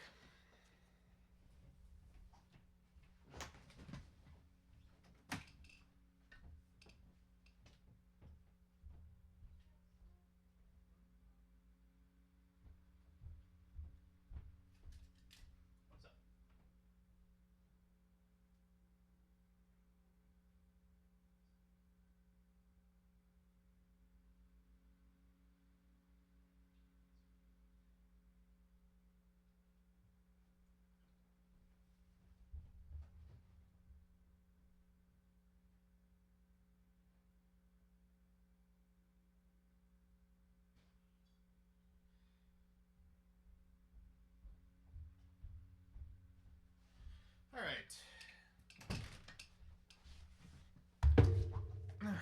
Let's see how drunk we can get on a school night. Oh my god. Okay, so here's the deal. Chat, I want to make a video. And it is called Joseph Rothschild is the smartest man who ever lived and made a deck with 3 of the ice barrier structure. Okay? So, how do I do that? What the fuck is in the ice barrier structure? Just get out my little bottle opener here. Ooh, this is looking pretty good, CJ Alex. I'm liking this. This is looking pretty good.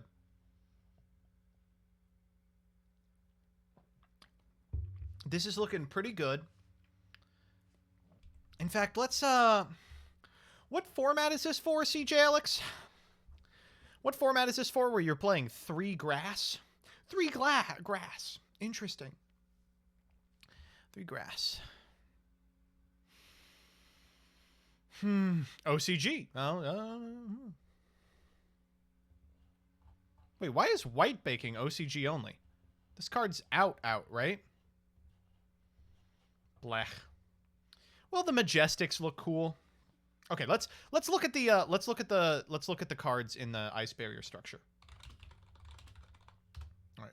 Oh, you know what? I think I fucking tweeted about it.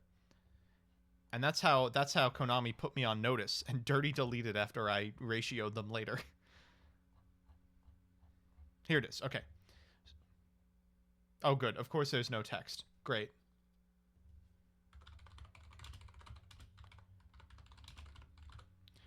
What am I drinking? Strongbow. It reminds me of my time abroad where I could only afford shitty cider. I saw it in the liquor store and I went, oh, fun. Okay, here we go. What's the shit that we don't know? What's the new stuff? Wayne, Revealer, Speaker, Hexa Spirit, Zujin, Belizzed, Cyromancer, Prior, Defender, Warlock, Spellbreaker, Strategist, Dance Princess. Okay, none of these are... There's a Rada video? Wow, that's something I haven't heard in a while. Okay, here we go. Retrain of sick. Freaking raw. Playing this in our house. This is not my beautiful life. Did Shpee make this? Talking about an ice barrier structure deck or something. Oh. This is not my beautiful house. This is not my beautiful life. This is Shpee made this, right? Is Shpee in chat? You made this texture pack, right? In 2019, if you had told me something like ice barriers are getting support next year, I would have taken it as a throwaway joke and at most imagined something pertaining to a retrain of Trishula. If you had told me they're getting a structure deck next year by beating out Cyber and Gustos on the OCG structure deck voting poll, I would have given you a wedgie and took your lunch money while Cyber and... I mean, for what it's worth, look at the other fucking ones. Like, what, you gonna vote for Karibo? Gustos and the OC. However, Destiny is a structure deck. Any archetype. Something is better hit report to the Rada, I don't have this kind of time. Let's get to the part where he puts on background music and reads the cards. Come on. The Ice Barrier is a level 1 Sea Serpent Tuner with 400 attack and 200 defense, and while you control another Ice Barrier monster, monsters your opponent controls lose 500 attack and defense. During your main phase, you can send one level 3 or lower Ice Barrier monster from your deck to the graveyard, and if you do, this card's level becomes the sent monster's level until the end of this turn. You can only use this effect once per turn. While you control another Ice Barrier, you can send one level 3 or lower Ice Barrier from your deck to the graveyard. Do they have, like, a good foolish target? Is there a reason to play this card? This card's level becomes the sent monster's level until the end of this turn. Summoned, and I would still love it because it looks like this. I refer to this phenomenon as the Tsuchinoko effect. You might think the stat reduction is meaningless, and you'd be right for the most part, but depressingly enough... Why are you laughing? Why are you all laughing? It's one of the better before we get to them. Been spoke features level 3 and a Royal Knight just wrecking the meta into pieces. Run 2 or continue support Warrior with 500 attack and this is a new defense, one. And you contribute this card, special and Ice Barrier monster from your hand. Already just fan-fucking-tastic. Just minus yourself, dude. If it's in your graveyard, except the turn this card was sent to the graveyard, target a level 3 or higher water monster you control, reduce its level by 2 and special this card, but banish it when it leaves the field. Wow. You contribute this card to this card special is so summon one level bad. 5 or higher Ice Barrier monster from your hand. Card is this card terrible. Is in your graveyard, except during the turn it was sent to the graveyard, you can target one level 3 or higher What the water fuck am I monster supposed to do with this? If that monster lose 2 levels, and if you do, special summon this card, but banish the Ice Barrier. Well, we finally got Later of the Ice Barrier. Immediately a lot more niche than the funny frog. Right on the field without it can have no rest of their turns, and if you control another...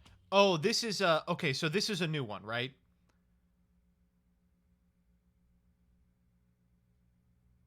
Yes. You know how I could tell this is a new one? Chat, I want you to guess. How do you think I could tell this was a new one?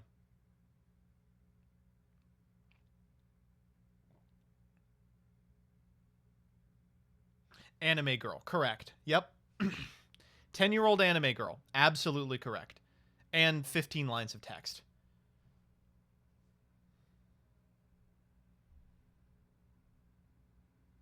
I don't get it. I feel like Ice Barrier had an identity, and they were just like, well, we could put in a 10-year-old anime girl. Another Ice Barrier monster. Defense position monsters your opponent controls cannot change their battle positions. You can only use each of the following effects once per turn. What the fuck? While you control another Ice Barrier monster, defense position monsters your opponent controls cannot change their battle positions? Okay. If you control an Ice Barrier monster, you can special summon this card from your hand. If you control an Ice Barrier monster, you can banish this card from your graveyard, special summon one Ice Barrier token, Anti-Guru, yes. which is a level 1 water aqua type with 0 attack and defense, and it doesn't even summon it to the opponent's side of the field. We really are Iceborne, huh? Why I order? Here we have the first example of the somewhat bizarre stun effects given to the new Ice Barriers. Does this have something to do with the World Chalice? This fucking Miko ass name? Of which this one is not particularly embarrassing, as it is One of you nerds has to know this. No, okay, thank you. pointless. I mean, it was this season looks really freaking master of the Ice Barrier. Another Okay. spellcaster, this one with 1700 attack and This is my wife. 1000 defense. And while you control another Ice Barrier monster, So they all do have these weird ass floodgate effects, huh? Discard one card, special. Oh.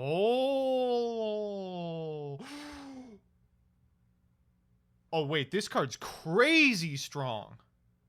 your opponent cannot tribute This card's summon. so You can only good. use each of these effects once per turn. You can discard one card, special Oh, summon yes. one Ice All right, we're Barrier getting tuner somewhere, from your chat. deck. Also, Get you on cannot my special boogie summon board. monsters for the rest of this turn, except water monsters. If you would activate an Ice Barrier monster's effect by sending a card from the hand to the graveyard or discarding, you can banish this card from your graveyard instead of one of those cards. Wow, My notes are where coming was along this well. stun effect during Cleese, Monarchs, and True Dracos? And nothing else. God, it doesn't even say the opponent can't tribute cards at all. One It just card prevents Hulk. tribute summons. How are you outclassed by a 19-year-old trap card? Is this about the Ice Coffin token? Because Royal Knight already has that thing secured, don't you worry about it. Again, we have another moment of... On the other hand, it summons a Defender, which has a stun effect that's relevant surprisingly often, and is still a great level for synchro plays. Aside from this phenomenal effect, it also replaced its near... So, and no other... Clench your teeth for this one, and it's not because of the cold. It's Clench your teeth for this one. It's not because of the cold. a warrior with 1800 attack and While 900 you defense, and while you control control another ice barrier monster, each time your opponent activates a card or effect by paying life points, they lose 500 after it resolves. So that's the bad floodgate effect. barrier monster, your opponent loses 500 life points each time they pay life points to activate a card or effect. By the way, like, is this an ice barrier girl? She, like, doesn't have a shirt on. You can only use each of the following effects of Mirror Judge of the Ice Barrier once per turn. You can target up to 2 Ice Barrier monsters in your graveyard and up to 2 cards in your opponent's graveyard, shuffle them into the deck. If you control an Ice Barrier monster, you can banish this card from your graveyard, then target one attack position monster on the field, change it to defense position. I don't know. Everyone's saying it's bad, but this seems okay. For those who were concerned that the direction Konami was taking... It's the Gishki new- Natalia pre-death. Uh-oh. Oh, is she dead? Is she dead in this one? She doesn't look dead. Okay, she looks a little bit dead here. Okay, she is extremely dead. That's Amelia. She's not a spirit.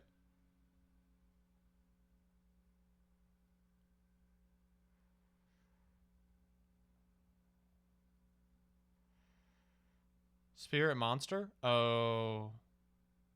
Yeah, she is. I thought that said effect because I forgot that they just printed spirit instead of effect on old cards because it was funny. Ice Barrier support was far and away from the olden days of Royal Knight. Fear not! They brought them right the fuck back whatsoever and a half. The recovery effect is almost influential damage. It's what you were made to do! Their last new main deck monster is General Wayne of the Ice Barrier. This one's got to be good. Haven't read it. This one's got to be good. He's big. He's a bungler. He's got a big knife. He's got a big knife, and the knife has brass knuckles on it. Oh yeah, this guy fucks. If you're confused about the name, Yes! It's Macro. this would be ex-Saber Wayne, who was just really salty about the outcome of the TCG voting poll. Okay, listen, I literally don't know any of the lore. Everything's just an ice barrier? And decided to defect to the archetype that was actually getting support. Hey, if you can't beat him, join him. He's a level 5 warrior with 2100 attack and 400 defense, and any spell or trap sent from the field to your opponent's graveyard is banished Move over, instead. Eldritch. If your opponent controls a monster and you control an ice barrier monster, you can special summon this card from your hand. If this card is normal or special summoned, you can add one ice barrier spell or trap card from your deck to your hand. You can only use each of these effects once per turn. The stun effect is interesting, since it doesn't seem to be built exclusively around lore and has actual meta usage, even though it's pretty limited as it is. The summon condition makes the card dead on turn 1 unless you have Attendant or Royal Knight in an Ice Coffin token, of course. But the back row search is good because this deck has some surprisingly good spell cards. Level 5? Who cares? You're special summoning it. He seems bricky, but the deck still imposes a lot of annoying restrictions on its monster searching, and the only convenient way to How? With his effect.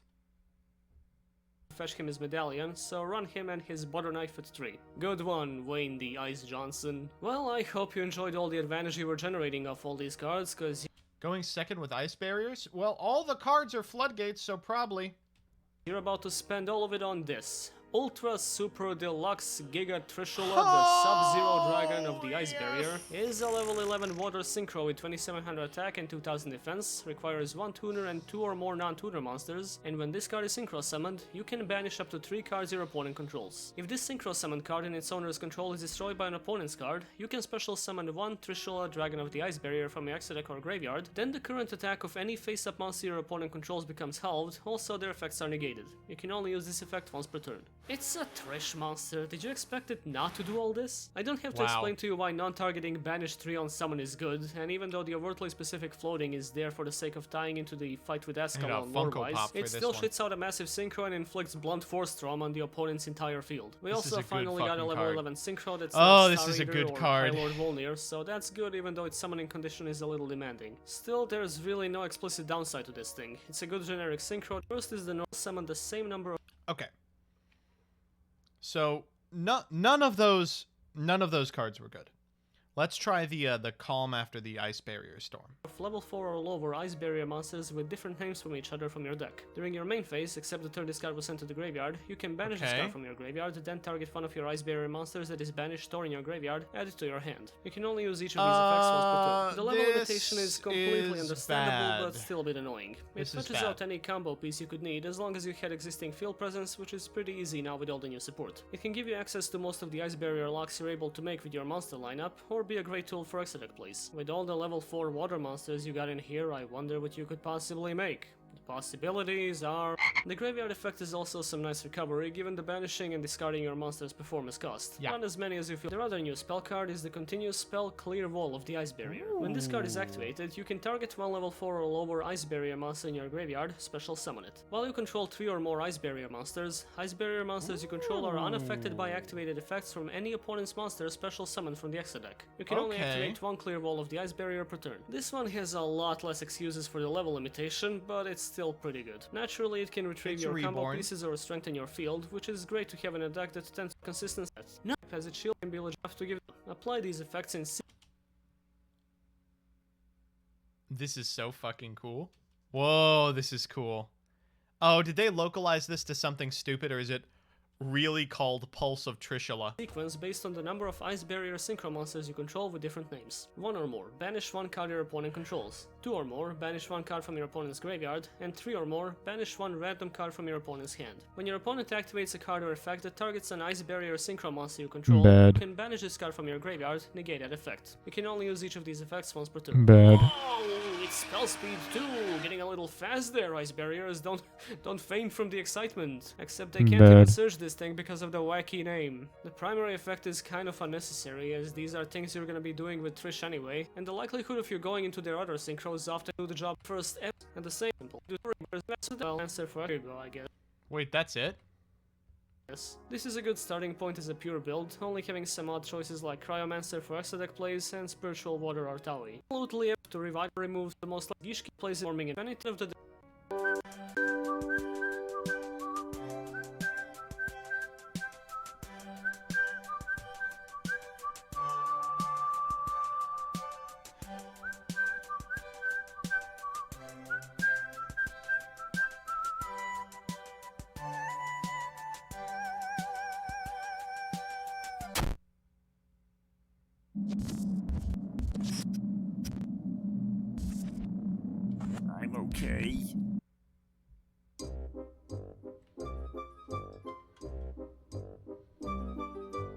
Oh, these are a treat.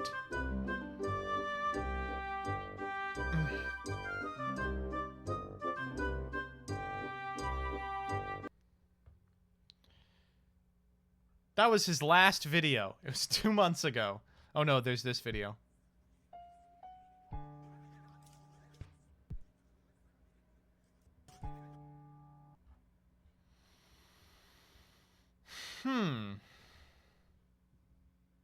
Okay, here. 3x ice barrier structure. Someone's got to have done this.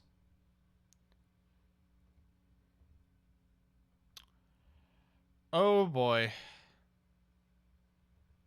Okay, these two? Oh, rogue duelist table. What do you think? Should I invest? Rogue duelist table? Rogue duelist trade? Should I invest? Should I invest in this?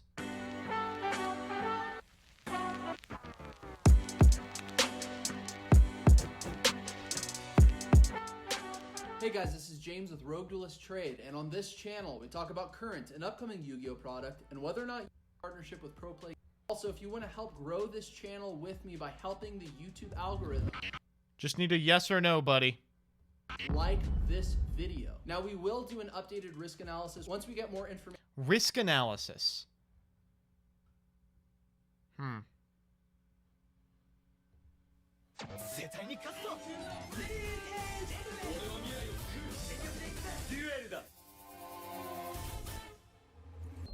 Dual Evolution. We almost have more subs than Dual Evolution, everyone. Look at these crisp, clear videos. We must overtake them. Their videos are too good. Okay, looking good so far. Bringing back Prior. Tagging out Prior for the 5. Use the 5's effect to get the spell. Tag out for this guy, Strategist. Go into Bahamut Shark and make Toad. Nope, that's not in the structure deck.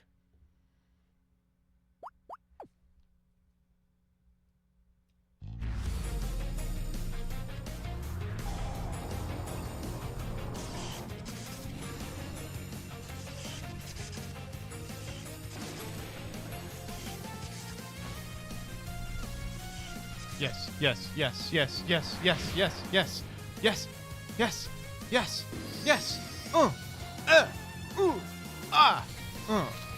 Activating her. Mirror Master to get out the little baby bird. We're sending Friar. We're activating Miko. Fuck you. Bahamut Shark sucks. If you don't believe me, then you are out of luck. Prior. For General. General. For the tag out mechanic. Needle Fiber. For Sit Tree. Miko for the token. Tag it out. That's hilarious. Defender. Dragite. 2 negates. 2 negates. The entire hand for 2 negates.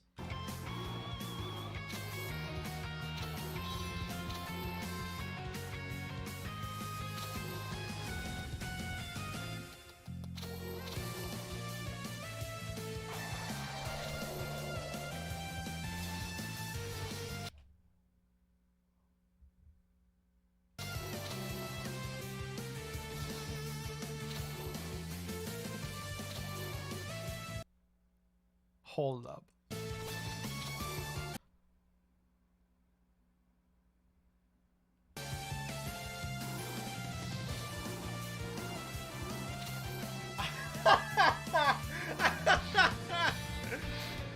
Oh, okay, that's a little based.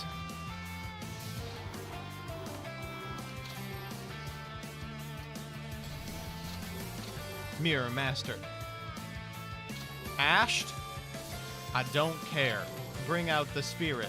Send the protector. Wall the protector back. Activated. Out comes the 5. Activate the effect to get the ice barrier medallion. Activate the medallion to get the Miko. Summon the Miko. Summon the angler.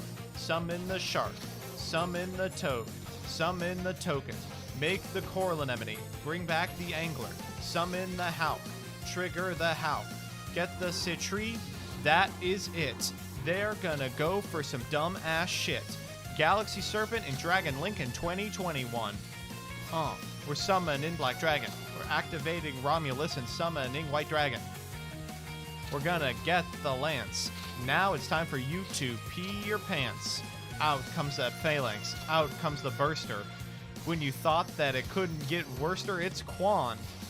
We're gonna make the whale. We'll wipe your whole board without fail. We're taking the space, leaving you with nothing. Now it's time for me to get stuffing. I'm gonna... Well, hold up. This is gonna get lewd real quick. Oh, and Hulk. And Riser. Oh, we're making Big Trish. Oh, baby, we're making Big Trish. Now we just made Satellite. Disparity off the top. Yes, yes, yes, yes, yes, yes. Ditch disparity. Go into Dragite. We don't even have fucking lethal. Wait, yes, we do.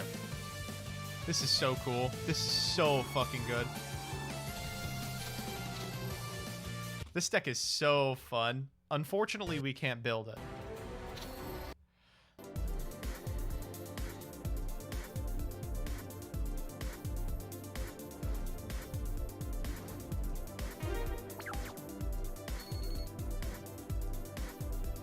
This is tier 1.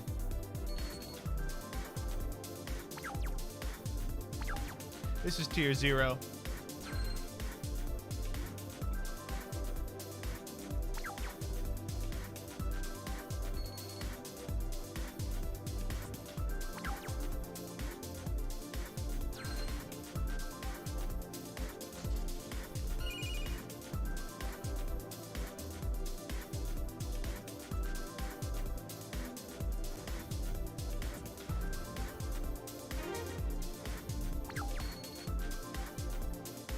So we can build this. Oh, we can't. We don't have Citri. They tiered it even. Whoa! They tiered it.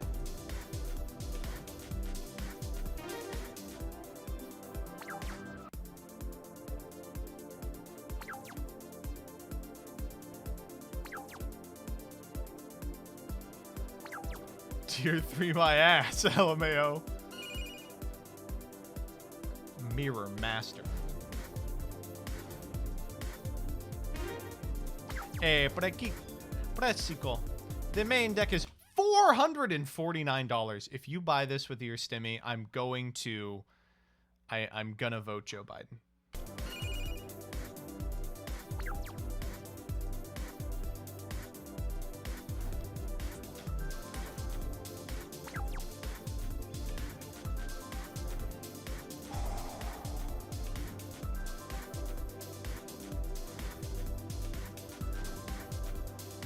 Now listen here, Jack. We said we were going to give you 2,000, but it's going to be the 600 from earlier, and then 450 of that is going to be an Ice Barrier Structure Dex.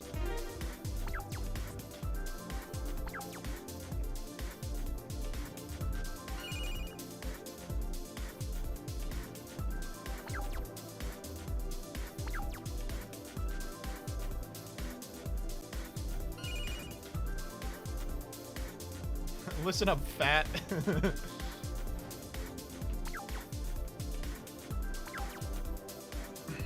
I'm gonna banish a light in the dark. Dark Tome, thank you for the $2. Can I get an opinion on my very stupid Vendread combo? Vendread combos are weird because if they're not winning the game, they're not up to snuff. Vendread can do anything. Yeah, this is looking pretty good. This is...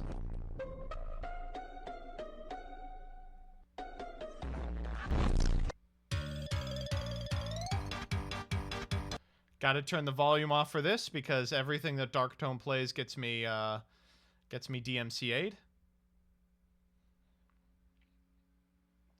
Okay. Carrier, Battlelord, Chalice Slime, Book. Okay. Activate Lasagna. Inception for whatever that card is. Unizombie. Okay, still with you. Armed Dragon Thunders. Gale, Necro, Herald, Origin, Battlelord, Hulk. Hulk for Red Rose, Power Tool, Red Rose, Arclight. Still with ya. Wood Rose, I've never seen that. The Reincarnation spell. Going for this card. For Dracosack, blowing up our own field. Bringing back that to go into Penguin Heroes. Setting the Penguin. Colossalus effect. Cycling out the Coloss. That's it. Wait, the end board was Heroes, Armed Dragon, Thunder level 10, Colossalus, set copy of Penguin.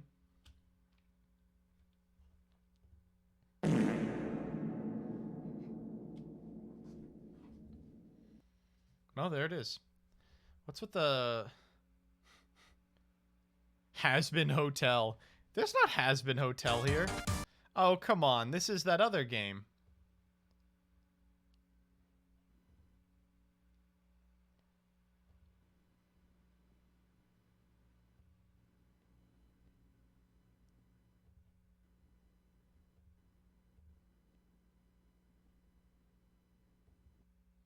Has-Been Hotel, the game. How it feels to play Mystic Mine in 2020.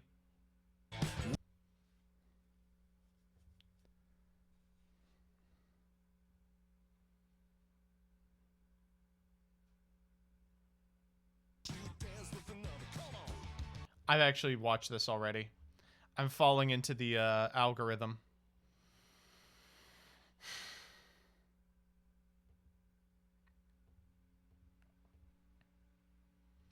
So what the fuck are we supposed to accomplish with this?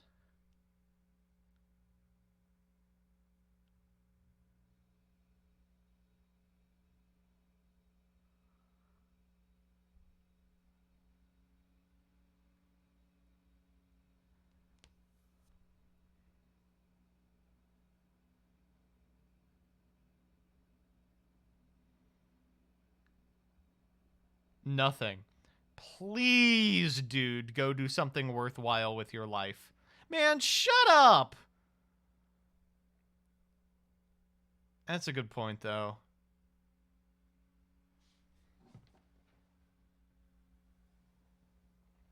Ugh.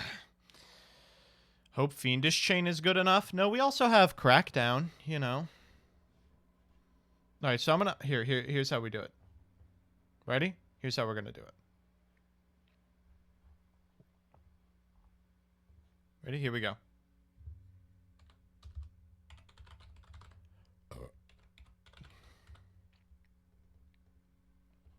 Yeah. Yeah.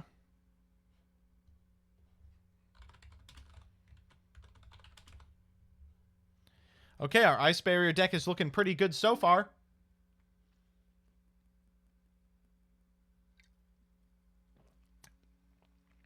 Our Ice Barrier deck is looking pretty good so far.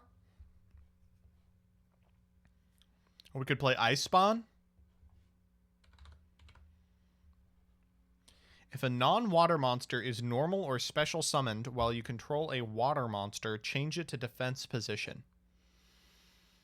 Molan Glacia? Yes. Yes, yes, yes. I don't think we even play the frogs. The frogs are so bad. The frogs are terrible, dude.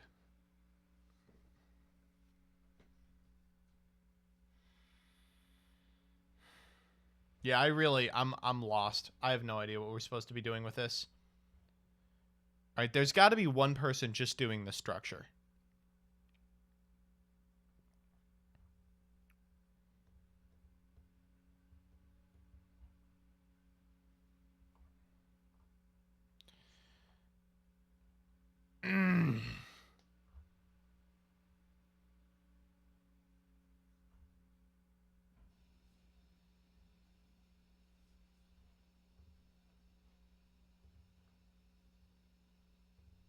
If you guys remember, there was a poll for OCG players to decide the next structure deck, and Ice Barriers won, which was pretty exciting. And this was back in June, at the very end of June. And last week, right before the ban list dropped, which is why I haven't talked about it yet, we actually got a sneak preview at a couple of the cards. If you guys remember, there was a poll for OCG players This to is decide the same next video. structure deck, and Ice Barriers won, which was pretty exciting. And this was back in June, at the very end of June. And last week, right before the ban list dropped, which is why I haven't talked cards, there's only 3 right here. I can see the structure deck to this turn, except water monsters. Irrelevant though is the second effect. Oh, this is bad. All right, someone show me that Sacred Beast Pure deck that topped in the OCG. I want to feel better about life. Ba, ba, ba, ba, ba, ba, ba. Oh, wait, is this not out yet?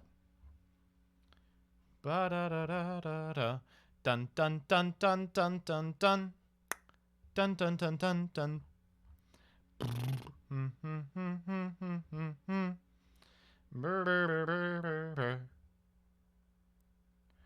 Prior of the Ice Barrier.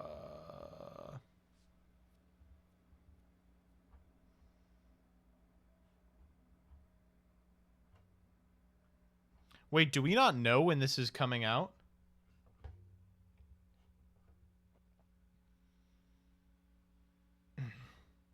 Yeah, no, this is not it. It was recent, like the last 3 or 4 days. Next Friday, February 19th. Okay, I got some time then. I'll put a pin in this for now.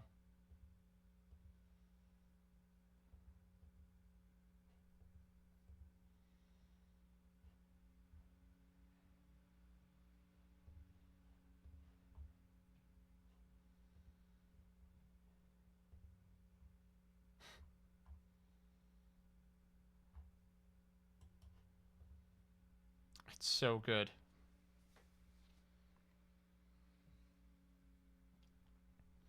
It's already out at my Walmart?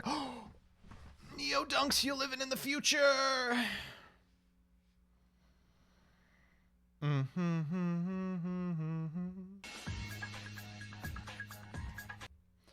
Alright, well the Majestic stuff looks like the most promising of any of this. From here. These look annoying, but fine. Oh! Oh, we could summon Antra for 10 million.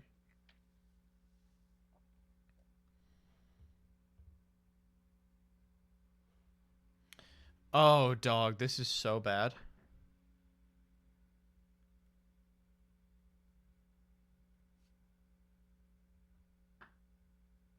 Yeah, Matajatica, send me. This is so bad. Are you fucking with me? Why would you even send me this? This is pain. It's this is actually probably correct. It's Sam Carver. Thank you very much. This is probably correct. By the way, no ice barriers, but that's the right point. That's the right point.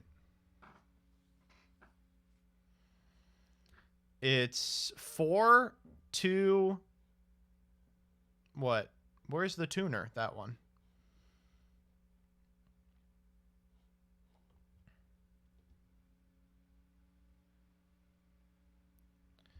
Congrats, best deck and no ice in extra. I mean, we have ice. Dupe can't be a synchro material. Excellent.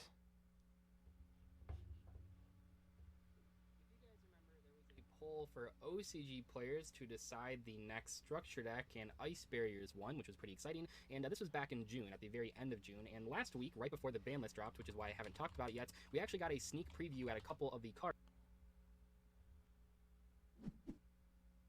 If you guys remember, there was a poll for OCG players This to is decide the same next video. structure deck, and Ice Barriers won, which was pretty exciting. And this was back in June, at the very end of June. And last week, right before the ban list...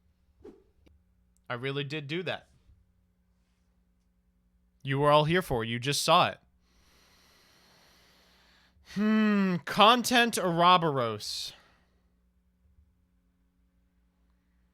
Do do do do do do do do do do do do.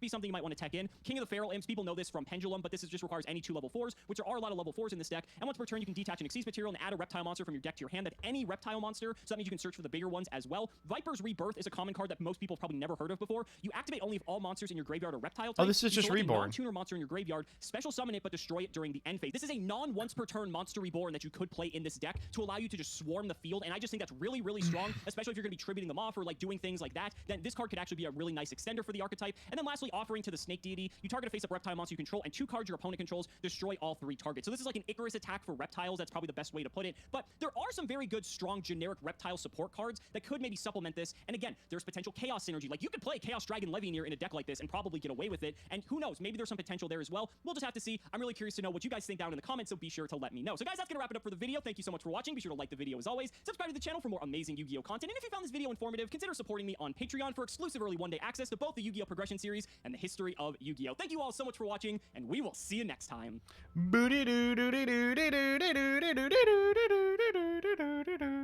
All right, Matajatica has apparently broken Ice Barrier.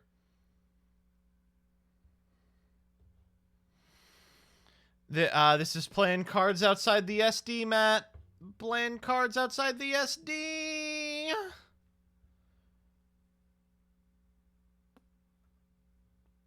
Thigh Hive, can you PM me the list?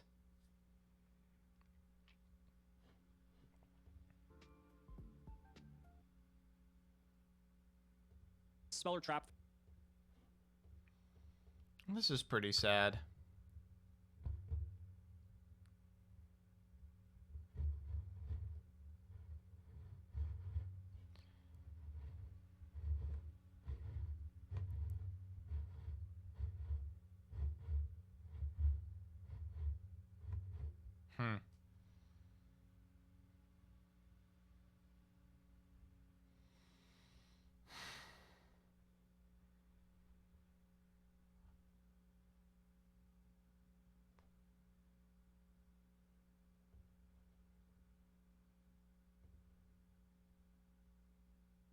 Is this the Curry Bandits? What do you want on the next ban list? Nothing. Maybe this is an indication that this is a terrible idea to begin with, not that that has ever stopped you before. Correct. Absolutely correct.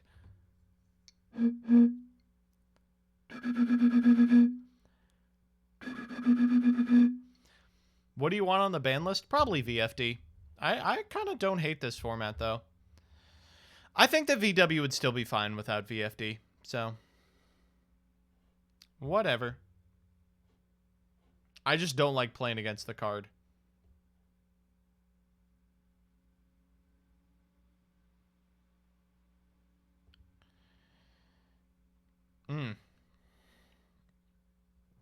This is true. There is a difference between being a Yu-Gi-Oh player and a Yu-Gi-Oh content creator. Like, if you're a Yu-Gi-Oh content creator, you have to be bad at Yu-Gi-Oh. Thank you.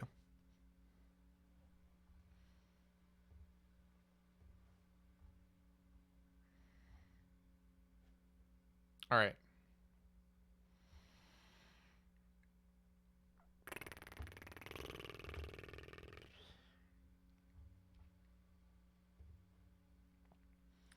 I'm going to go to the restroom. I'm going to come back. We're going to do a reading series for the first time in a million years. And then maybe, just maybe,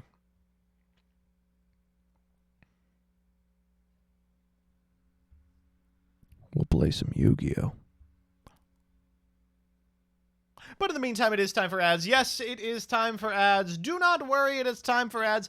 Everybody, if you are not interested in seeing the ads, you can, of course, listen to my beautiful pissing noises just by subscribing at twitch.tv/MBT Yu-Gi-Oh! Or by connecting your Amazon Prime account to your Twitch account and using your Twitch Prime free sub on my account. Remember, individuals in the Twitch Partner Program make more than individuals who are not in it, so you're wasting money by not wasting your sub on me.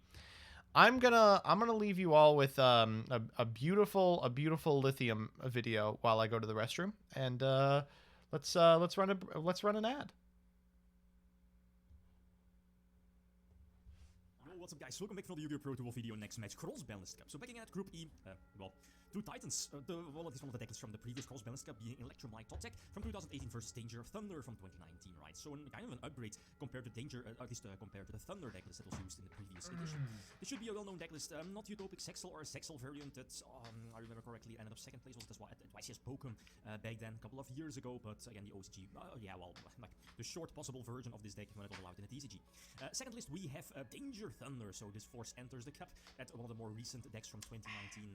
It speaks for itself, right? The deck can go first, the deck can go second. I guess, well, which deck has the advantage? Both decks, as you know, at least you could read from the comments, is that obviously both decks want to go first, especially Pendulum. Danger Thunder, on the other hand, definitely also wants to go first, but can definitely go second, especially thanks to the Danger package, which lets it, you know, plow through the opponent's negations, maybe Vortex, the Trap, the Pendulum, Wrath Trap, and so on, right? So that's where the Danger part, Phoenix Nightmare, Unicorn, could come into play, and then, you know, follow it up with potential Guard Dragon Engine. Agar Pain, for the first time, right? I believe this is actually the first time that Agar Pain is used here in the Cross Balance Cup ever. It's, you know, banned for a good reason. Just search out, at least, you know, your special summon, this is called your Abyss, your Red Dragon. It's basically like a negation, right? It negates any face-up card. I believe it's until the end of the, until the end of the turn, right? But let's say your opponent has like evenly matched, you can just negate that one. Or Electromite here in this case, which I'm going to do this again. This is game number 1. I don't have to play around stuff like evenly matched. The Wisdom Magician is indeed going to get attached under the Titanic Galaxy, and you know the whatchamacallit, the Link 2, the Heretic Seal is needed for stuff like Bakuska. Yeah. You know, Bakuska, when it like hits the board, its continuous effects, well, not activates, but you know what I mean. And there's, you know, I need stuff like Heretic Seal to dodge me, or, you know, like compulse or bounce back the Bakuska back to the extra. That's something, right? I mean, it's basically just free interruption during my opponent's turn. So the Titanic Galaxy was kind of sacrificed, I guess, but the Bro Tower again was special summoned, getting me pretty much a free search, being another Leviathan, and okay, I believe the Maxi is indeed activated, but whatever, right? And I think Pendulum's can't really draw. Well, no. There are the Triple Blossom, Triple Ghost Ogre, that is, especially in game number 1, but well, what's that going to do against this particular field? So this time going second, I believe I side-decked in the Twin Twisters, if I remember correctly. There were other cards as well. I can't remember. Definitely the Twin Twisters. Look who wanted to say hi! She didn't want to say hi. But yeah, anyway. So yes. Second this time, the Twin Twisters definitely needed. I mean, if that's, you know, I guess the gimmick, one of the specialties in the Pendulum deck of this particular Pendulum deck, Electromite Turbo from 2018, is getting the full, you know, double Iris shenanigans. There's our dog. Spell, and from then on, searching the Pendulum Wrath Trap, which is like bonkers. It's definitely one of the more powerful traps, right? So Deco Talker is strong as well. Tornado Dragon might seem strange. I kind of get it, but in hindsight, well, I like the play, you know, with yeah, she's sniffing. She's being a Sadie sniffer. You know, yeah, purple poison indeed. She's sniffing. This is a blatant ripoff of when Farfa brings Tantan on stream. I had Sadie first. Farfa ripped off me. Plus, it can, you know, be treated by Deco Talker, but it's like targeted, so that's cool. She's really sniffing everything here. So reveal Nessie and then Shane Mind Crush here. I believe she is. Target was called. Yeah, she's messing with my planner. Let's go to this card itself, and long story short, I can't break through that field. Oh, I do. Yeah, she's just smart. Sadie. Nope. You wanna go follow Jillian? Oh, you wanna go take a nap? Whatever you wanna do.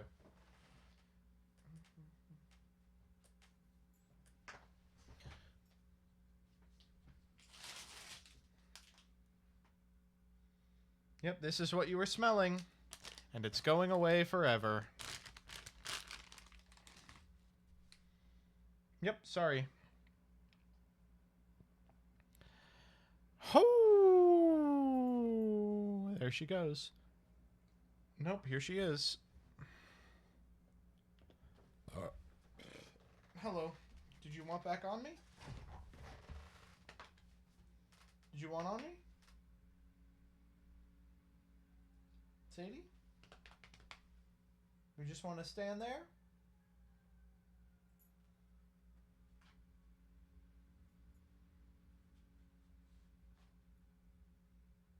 What do you want?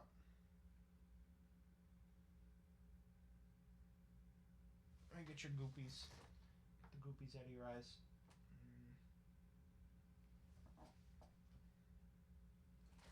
Alright. I'll come. Do you want to get on me or not? That looks like not. Okay. Sit there if you like. There she goes. She wants to go hang out with Jillian. Alright, okay. I mean, if there's a deck that can, you know, like, battle it out against that particular board, then Danger Thunder could definitely... Okay, Thigh Hive, can you send me that list? No, not really. Even though the Twin Twister was definitely powerful, right? But DM'd you an Ice Barrier SD3 of? Let's go. That particular field and multiple negations. The Venom as well hits the board, yeah, whatever, right? So game number 3 again, I go first, and depends, right? I have to battle it out against the potential one of next seed, Triple Blossom and Triple Ghost Ogre, and that can be important for, let's say, your Guard Dragon engine. So Landfall Linkers, I believe the name is, you know, Guard Dragon. Ice Barrier BS that will never be good. Let's see it. Maybe like another route you can do. not going for Pisty here, but maybe going for Meteor Burst, going for an early Saryuja and go from there. But yeah, I mean, maybe a bit greedy by going for the, well, Agar Pain eventually. Yeah, there it is. So I can, well, I guess it's a standard combo. And I think we can all assume that, you know, if your opponent is not using, let's say, Blossom or definitely Ogre on, is it LP? I believe it's LP. Then, you know, you can just really go for Agar Pain, use the Diablos as well. You know, when it's like... Okay, who ends up winning? Oh, it's 2-2? Tell me it's a die roll deck? Wow, crazy. The die roll format. Okay. Let's check out this ice barrier list, and then we will we'll get to the things that are more important.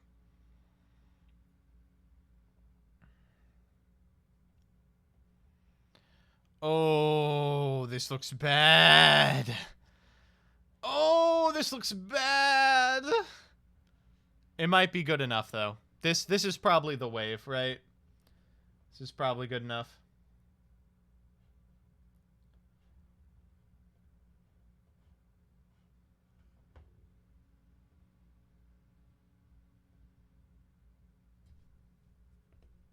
There it is. What do you think?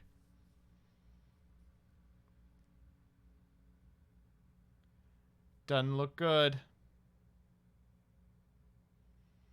Does not look good. Not good. Yuck. Alright, well, you know, whatever. Alright, so real quick, I do want to look at this. ThighHive sent me this. It is Andrew Gavo LeBlanche, who played in the August 2020 National Championship Australia, in which the first place deck was Pure Sacred Beasts, the second was Sky Striker Eldritch, and the third was Lair Furhire. Except this tournament didn't happen.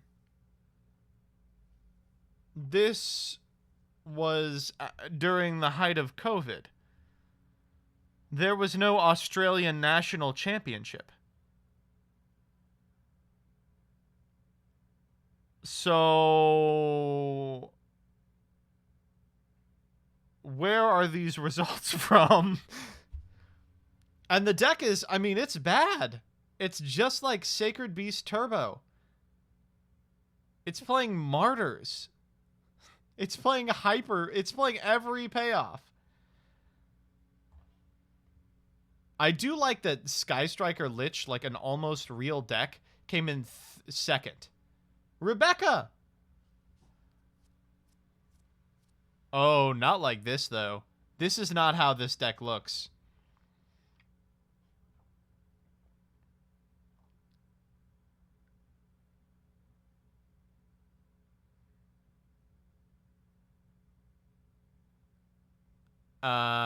Wait a minute.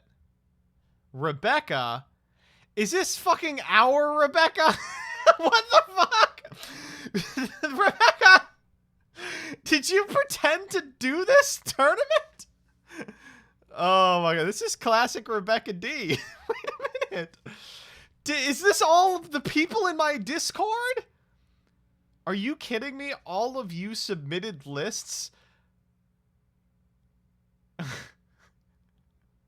It's all you people? Holy shit. And then Lair Furhire.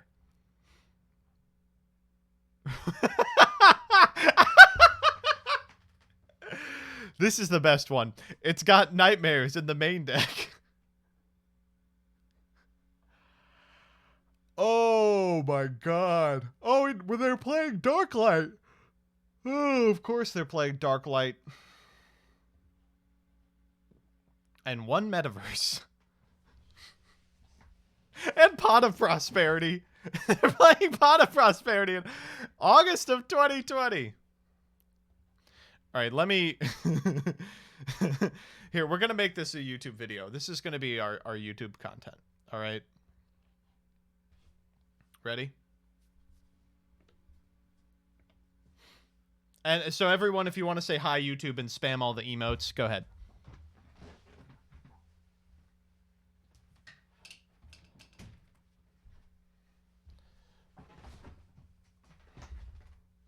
I'm gonna banish a light in the dark. Stratos Theory, thank you for the $10. I got a bonus at work and just wanted to say thanks for the hours of content and getting me back into the game. Sorry to hear that you got back into the game, but you are welcome. Hello, YouTube. I've come to you to speak about... Ooh.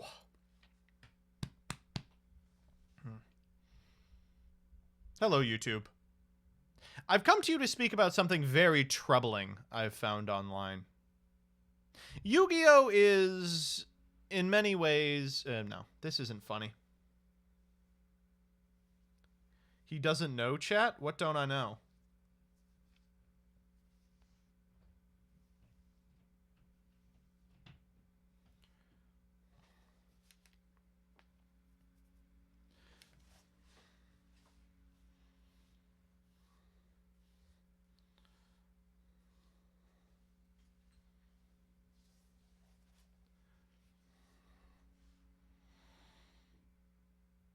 Hello, YouTube. I come to you today... gay. Hello, YouTube. I come to you today to report on something... Get these out of my face! Extremely troubling. My chat, in their infinite wisdom, has imbued me with forbidden knowledge, sacred information that I should have never glimpsed. And like an individual reading the Necronomicon, I... Alright, okay. Last take. This is it. Hello, YouTube. I come to you today to speak about something extremely troubling. My chat informed me of a... Okay. This is the last take. This is the last take. And stop with the emotes! They're interfering with my face! Alright, here we go. Hello, YouTube. Today I come to you to give something troubling to the world. My chat made me aware... Get these out of my face! Get these out of my face! My chat has made me aware of a horror, a blight inflicted upon our world. Just no one is listening. They're just in my face. Look at this. All right, here we go. Okay, last time. I'm going to wait for them to subside. I know I'm going to start and then you're all going to post them again. Okay. I'm going to wait for them to subside just a little bit. They just keep coming. Okay, here we go. Hello, YouTube. I come to you to share something extremely troubling. Get these emotes out of my face! Ugh! I come to you to share something extremely troubling. My chat has made me aware of a blight upon our world. A tear in our reality. A slipgate to a better universe. I urge you to watch with caution. Proceed at your own risk, and under no circumstances should you Google Australian National Championship, August 2020. Behold. Yu-Gi-Oh! Top Decks is an aggregation site for decks that have topped in Yu-Gi-Oh! Tournaments. Surprising, I know. Mostly, it is a mechanism by which duelists who have placed OK can show off their accolades. In fact, if you search my name, you'll find some of the 32nd places that I got in 2016, 2017, and 2018. But I'm not here to talk to you about what I've done. I'm here to talk to you about what the nation of Australia did this August. As you all know, the coronavirus pandemic has waged war on the public health of every industrialized nation with the exception of New Zealand, who actually knew what to do. Australia has been in a series of continuous lockdowns, I imagine. I don't know anything about any nation that's not the United States. I'm an American, for God's sakes. And as a result, the World Championship qualifier that occurred there this August did not occur. And yet, Yu-Gi-Oh! Top Decks has an entry. In 2019, only 2 individuals submitted their list, Bowden on Danger Thunder Dragon and Daniel Tate, who got top 32 with Medolce. This year, Andrew Gavel LeBlanche, Rebecca D., and Raymond Pilot all submitted lists. Let's see what they're playing. Andrew submitted his Pure Sacred Beasts list. You'll notice that Andrew did not include a video with his submission, which is customary on this site. Instead, here it is. 3 Chaos Core, 3 Chaos Summoning Beast, 3 Dark Beckoning Beast, 3 Dark Summoning Beast, 3 Haemon, Lord of Striking Thunder, 2 Raviel, Lord of Phantasms, 1 Shimmering Scraper, 2 Uriel, Lord of Searing Flames. What I like about this list is it doesn't skimp on anything. They're playing literally every Sacred Beast. For spells, we're on Cerulean Skyfire, Dimension Fusion Destruction, Fallen Paradise, Opening of the Spirit Gates, Phantasmal Martyrs, Awakening of the Sacred Beasts, and Hyper Blaze. In the extra, we're on 2 Armitile and 1 Phantasm Emperor Trollogige. You may realize that these are the cards included in 3 copies of the Sacred Beast structure deck, and nothing else. In the side deck, we've got the third of all of these, along with 2 copies of Shimmering Scraper. They're also boarding an Armitile despite playing a 3-card extra deck. Some real brain genius shit here. Let's check out the second place duelists list. Rebecca D's Sky Striker Eldritch.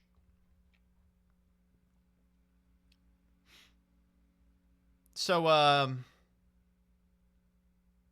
you know, Sky Striker Eldritch is a list that's become in vogue in the most recent weeks of the Yu-Gi-Oh metagame. However, I'm pretty sure they're not playing 1 copy of Eldritch the Golden Lord and 3 copies of Upstart Goblin.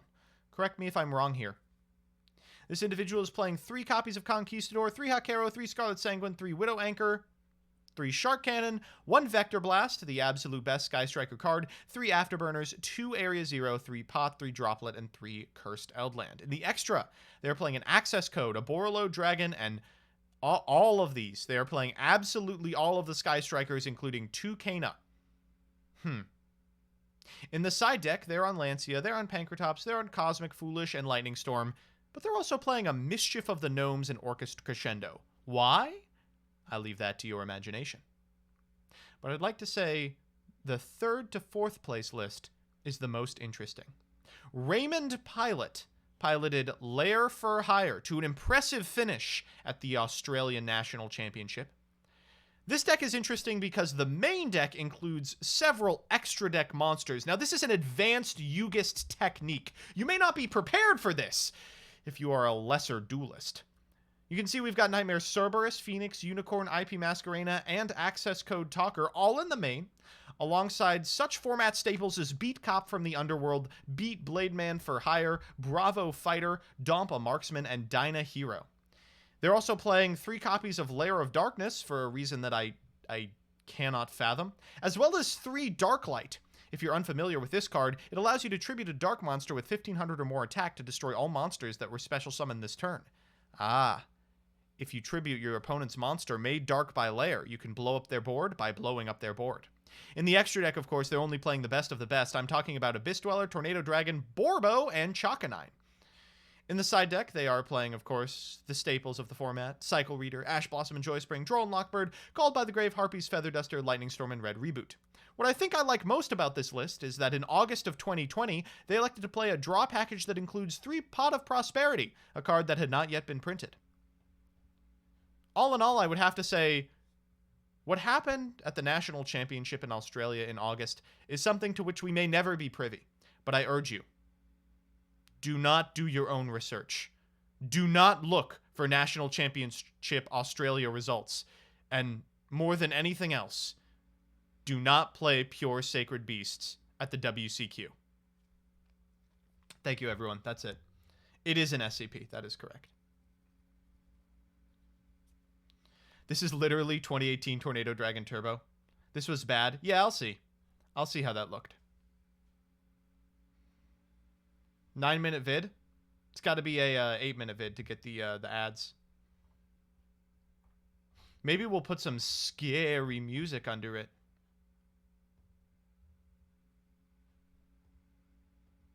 I liked it. 7-minute vid? No!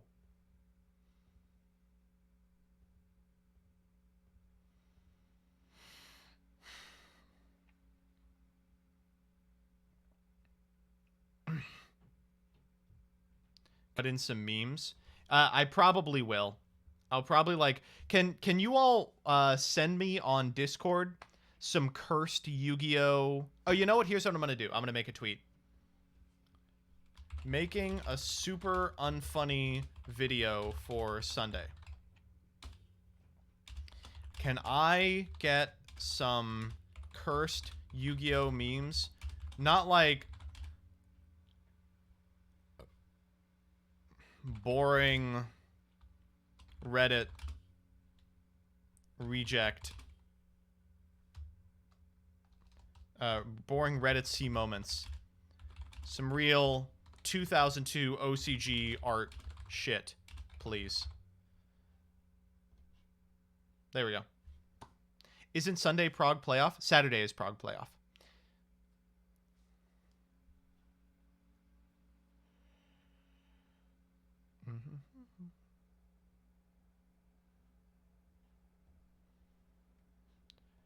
No.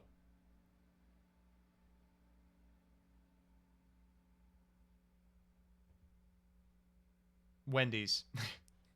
Thanks, chat. All right. It's time for a throwback. It's time for a throwback, folks. We're going to do a reading series. Anyone remember reading series? Whoo, back in the day when I was averaging about 150 viewers a night, we used to do some baller-ass reading series. We would go to cbr.com and make fun of what they had for us so often. And I knew when CJ Alex sent me this on Discord today that I had to take a look at this article. It's called 10 anime characters that are just like Yu-Gi-Oh. So if you are subscribed to the channel, fire off those MBT Yu reads and let's get going.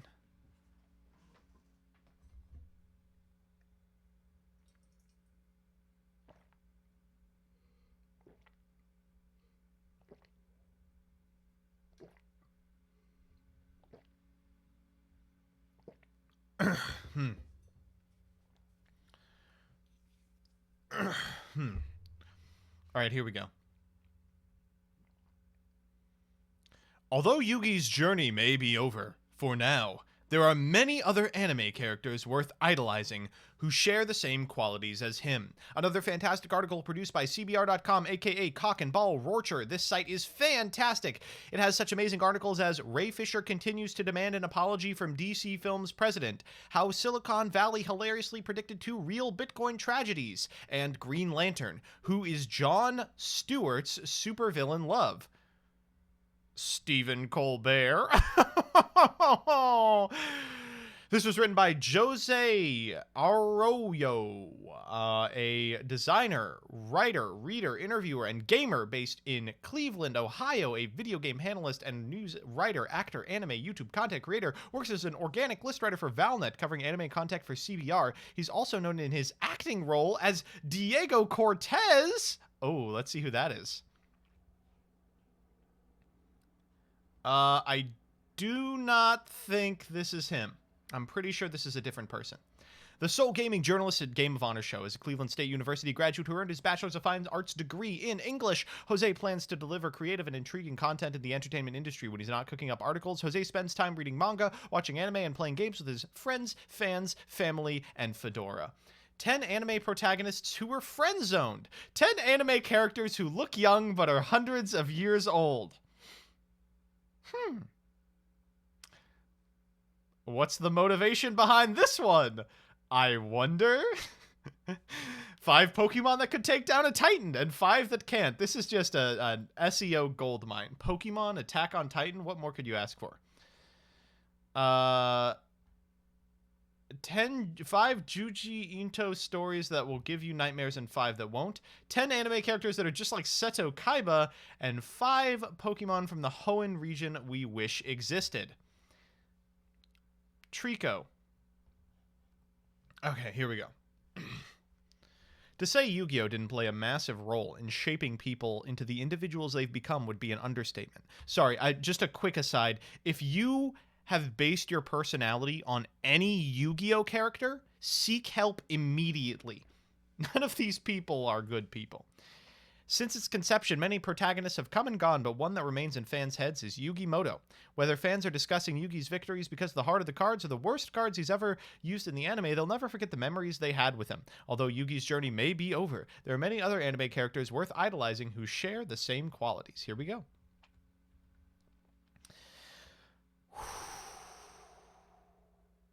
Already just banging out of the starting gate. Like Yugi, Midoriya. Midoriya utilizes supernatural powers and is all about justice, respect, and friendship. I guess, man. You know, who's to say that One for All is not, in fact, just Yami Yugi, you know? Although he may not be one of the most powerful anime heroes of the decade. What? I thought the whole point was that he was the most powerful hero. He managed to push himself to greater heights while also stopping the villainous threat that lurks in his franchise, My Hero Academia. Like Yugi, Izuku utilizes supernatural powers. I mean, supernatural is kind of a stretch. Within the universe, they're very natural, right? It's all about justice, respect, and friendship. Who can forget Yami Yugi's moral code and justice? Both characters will do whatever it takes to protect those that are close to them. They surround themselves with individuals who respect them as friends and some who desire to take them down. Flimsy justification. Much like Yugi, Emma's bond with her friends knows no bounds. According to my anime list, with its intriguing world and main protagonists like Emma, The Promised Neverland is one of the best horror anime. Emma is an intelligent, courageous, and cheerful girl who will do whatever it takes to make sure her friends are safe from the evil demon that rules her world. Like Yugi, Emma's bond with her friends knows no bounds, and she's often upset with herself when she's unable to protect them all. Both characters have a confident aura within themselves and encourages those around them to feel more upbeat and courageous. I've not watched, read, or heard of this anime, so please do not tell me anything about it. I am not interested. Oh, come on. Oh, come on. Arguably, quote, Hunter x Hunter is an anime many fans should watch. That's pretty arguable. Yo, I'm a fan of Hunter x Hunter. Should I watch it? It's arguable. The main protagonist is no exception, and the various quests he endures only serve to strengthen him internally and externally. Values friendship, love, respect, and surrounds himself with close friends. However, unlike Yugi, he doesn't take villains lightly. Yugi just lets villains off the hook night and fucking day. Let's go. Especially when they harm the people he holds dear to himself. Fine. Yugi and Ash Ketchum showcase their caring side towards other human and supernatural creatures they meet on their journeys. That can't be how you spell journeys.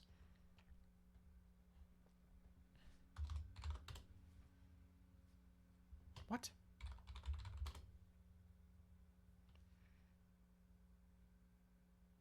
Yeah, what? It is?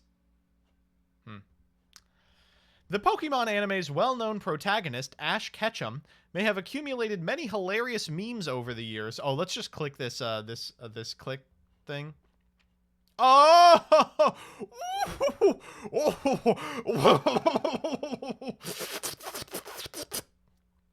His bond with Pikachu and many other Pokemon he has caught over the years symbolizes the friendship, passion, and honor rooted deep within the franchise. Comparably, Yugi's bond with his Pikachu showcases his caring side towards the Pikachu he has. Both characters even endured near-death experiences in their time and have had their fair share of accomplishments. Like Yugi, Goku always tries to be there for his comrades, no matter what circumstance or foe stands in his way. Goku, I mean, okay, so wait, hold up. Goku and Yugi are pretty similar in that they're both fucking stupid. Probably the most recognizable shonen anime protagonist among fans is Goku. Although Goku can make decisions that might make fans upset or angry, he carries a confident, noble, and caring spirit within himself. Like Yugi, Goku always tries to be there for his comrades, no matter what circumstance or foe stands in his way. All right, let's make some predictions. So I am of the opinion that there is absolutely no thought going into this. That they are literally just rattling off every marketable anime protagonist and being like, they're both the protagonist. They both love their friends, okay? So here's my question. Do you think, and I'm sure they're both in here, do you think Luffy or do you think Naruto will show up first? We'll do a prediction.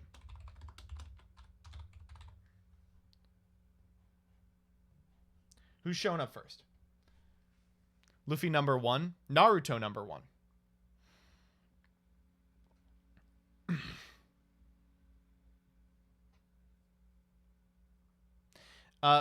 Whichever one shows up next. Like, if Luffy's number 5, then the Luffy people will win.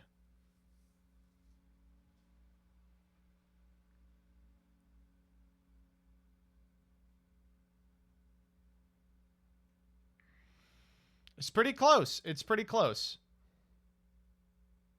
Everyone's saying Luffy. They're saying Naruto number 1. Number 5 is Jaden. Wow. Yeah, chat is breaking for Luffy. All right, here we go. Number 5. Yugi and Rico both rely on their artifacts to help them out when facing a powerful opponent on occasion. Although she may not be too well known amongst anime fans, Made in Abyss's female protagonist, Rico, shouldn't be overlooked. I'm What gonna the banish fuck a light is in the dark. Made in Abyss?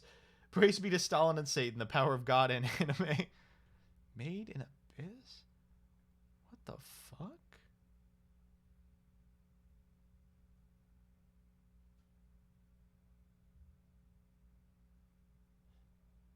Don't go down this rabbit hole.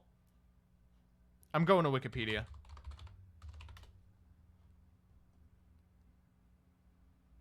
Wouldn't recommend this on Stream King.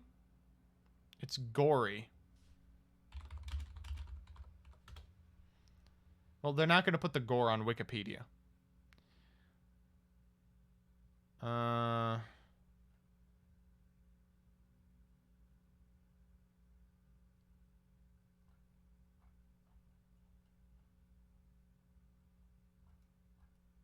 Oh, there's a lot of these.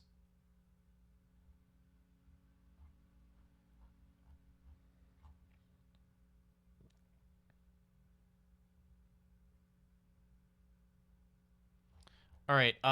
Who do they find the mother? I gotta know. Like Yugi, she's also a bit of a shorty,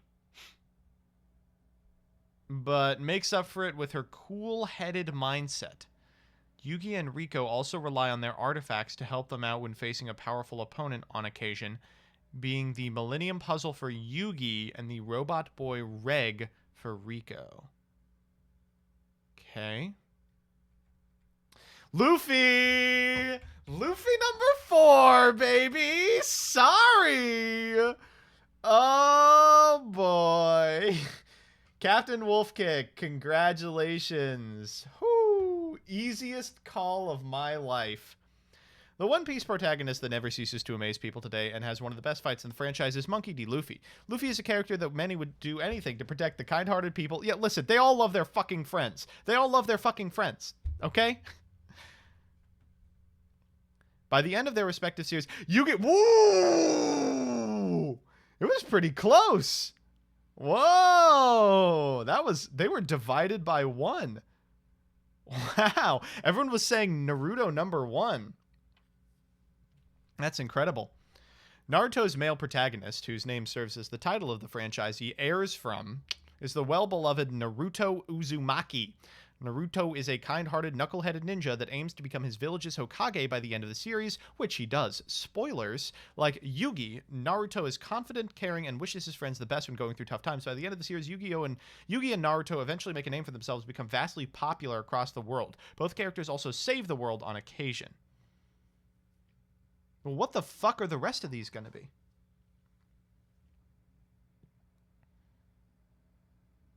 Okay, no one vote if you know it, okay? We know that it's got to be something, something marketable. So who's going to be number 1? We've got 2 options here. If you don't think it's going to be either of them, just don't vote, baby. It's going to be a character from JoJo or a character from Attack on Titan.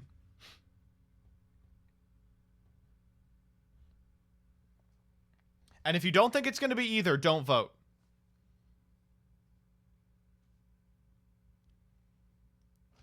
If number 2 is one of these two and number 1 is neither of these two, then I will give it to whoever you all vote for.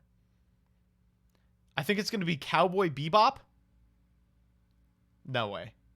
Going for neither? Yeah. Number 2 is Ishigo? Yeah. So if the next one is from JoJo and the first one is from Made in Abyss, then I'll give it to the JoJo people. All right. Death Note. Aang. Ooh, Aang might be it. Ooh, Aang might be it. Ooh. Oh, Koichi's a good pick.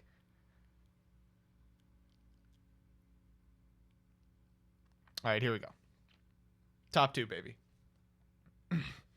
Getting a lot for JoJo. Holy shit. Okay. So chat thinks the number 1 person is going to be a JoJo character. Number 2.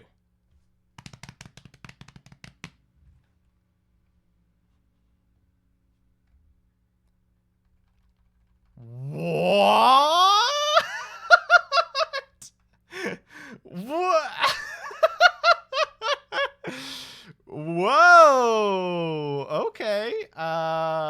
Sure.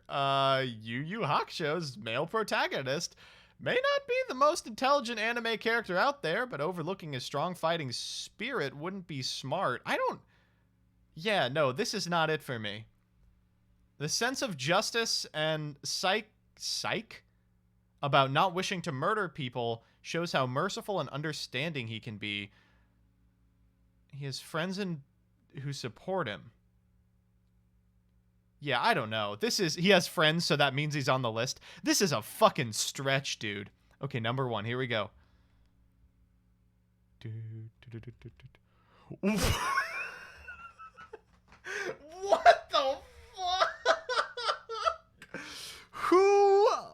Who is this? Tsunayoshi Sawada has a strong attachment with the people he befriends and is willing to protect them at any cost. An anime character who started out as wimpy to later become a mature and serious individual is Katekyo Hitman Reborn's male protagonist. Tsuna may not be the brightest character in the series when it comes to confidence and luck, but when positioned in a life-ending situation, he's willing to step his game up. Likewise, as Yugi, Tsuna has a strong attachment with the people he befriends and is willing to protect them at any cost. Both characters have saved the world from threatening villains like everyone, and occasionally serves as a role model to their allies. Damn. What the fuck? Never even heard of this one. There's one article about it. Ever. Wow, that is... They got us, chat. They got us. Alright, sorry. Points back to the people. Refund.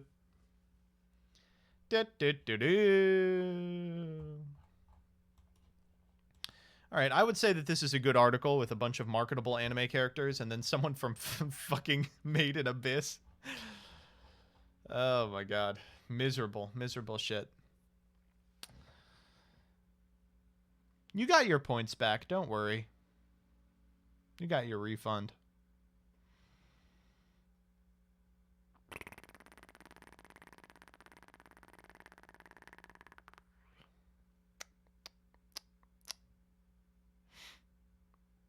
But I wanted more points. Do the Seto Kaiba list now? Do you all want to see the Seto Kaiba list? I would love to do the Seto Kaiba list. We'll do the Seto Kaiba list and then we'll call it for the night. All right, here we go. 10 anime characters that are just like Seto Kaiba. Yugi's main rival in the Yu-Gi-Oh franchise, Seto Kaiba, shares a lot of traits with other anime villains and anti-heroes. When chatting with friends, family, or strangers about Yu-Gi-Oh, people tend to discuss topics like the most important duels in the anime or the best duelists introduced. Despite being an older character in the franchise, Seto Kaiba is one of the most recognizable people in Yu-Gi-Oh history next to Yugi. All right, ready? This is going to be the same as the last video. Exact same as the last video. And it is going to be all of the villains instead of all of the heroes. So we're going to ask who is going to show up first. And the two picks are going to be Vegeta and Sasuke. Okay, Vegeta and Sasuke. Who's showing up first?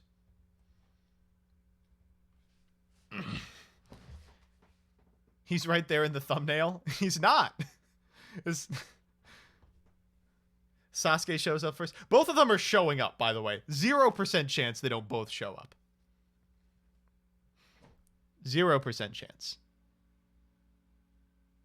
I love talking to my friends and family about the most important Yu-Gi-Oh! Anime duels and moments. Oh, totally. I would rather watch MBT react to C-SPAN than this. Well, you are in luck. Oh, it's actually, it just stopped being live. Damn. Although he is a caring and compassionate older brother to Mokuba, Kaiba's competitiveness is a staple for his character, Vegeta! Number 10! No! All right, get your bets in now. Get your bets in now. You still have 10 seconds left. You have 10 seconds left. You missed it, chat. Oh my god. Holy shit. Oh my god. Free points, baby. That was so fast. DBZ's most well-known antagonist turned protagonist, who doesn't like being second fiddle to Goku, is the Saiyan Prince Vegeta. I just feel like this could be an easy number 1. I feel like this could be an easy number 1. Why put him at 10? Vegeta is a prideful, arrogant, and confident individual who doesn't back down from a fight. Many fans adore this character so much they argue Vegeta deserves a movie to himself. Like Kaiba, Vegeta isn't entirely evil because he does have a family he wishes to protect. These characters had a change of heart after battling their franchise's heroes, Yugi and Goku, respectively. However, Kaiba and Vegeta's desire to surpass them still lingers in their minds. Okay, ready? Number 9 is Bakugo. Okay, we saw it in the thumb. Bakugo is a hot-headed, arrogant, crude individual that wants to become a professional hero. He's not the most gentle and kind-hearted. He gains redeemable qualities like a big old dick that make him a person worth being around. Like Kaiba, Bakugo's competitiveness and drive to become the best is a trait many people love about him. These characters... Shut the fuck up, dude. Lelouch v. Britannia. Yeah, I haven't watched Code Geass because I have, like, a wife. This is the guy from the soup meme, right? This is from the soup meme. That's the only thing I know this person from. Code Geass was an anime series that featured an extremely intelligent main character regarding Lelouch v. Britannia. Code Geass was an anime series that featured an extremely intelligent main character regarding Lelouch. It's a fantastic word choice there. And his maniacal ways to manipulate people to fulfill his goals. However, like Kaiba, Lelouch's tactics also often revolved around strategy games, though he followed a chess formula rather than a trading card game. On the other hand, Kaiba and Lelouch have a sibling they wish to protect. Okay, whatever. Xeno... Oh! It's the Zatch Bell character. One of Zatch Bell's favorite anime characters is the semi-main antagonist, Bell. Xeno's known for being an evil, maniacal, and self-centered character whose only reason for hating his twin brother is because his life was much easier than his and attained their father's power. Like Kaiba, Xeno comes from a wealthy background thanks to his father, and he loves to mock those he believes to be inferior to him. Although Xeno doesn't have a great history with his brother in Zatch like Kaiba does with Mokuba, he eventually lightens up towards him as shown in Zatch's battle with Faudo. Okay. I don't know what this is. I have no idea who this is.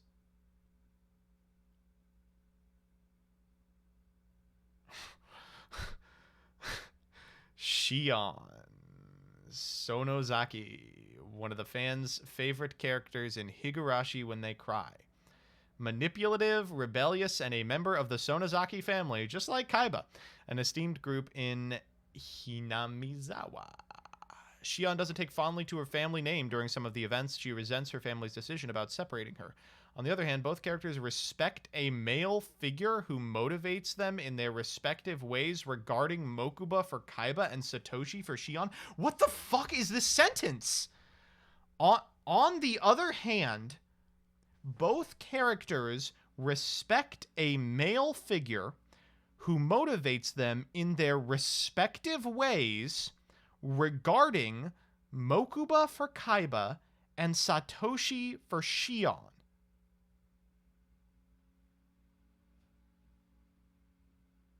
This is a neural net. No. This is a neural net. This is not a writer. Okay, we are halfway through and we have yet to see Sasuke. All right, so who's going to show up? Who's going to show up first? Sasuke or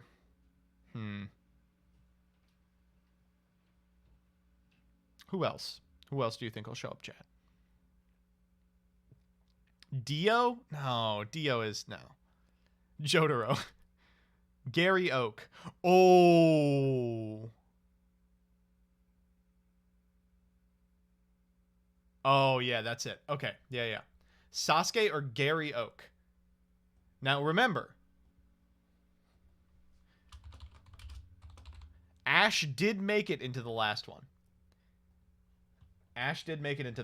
So, both Naruto and Pokemon are on this writer's mind. Freddy Fazbear. This is going to be a rough one.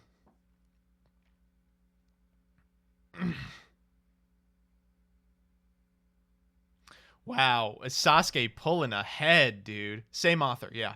Same author. Oh no, Gary Oak pulling ahead. Holy shit.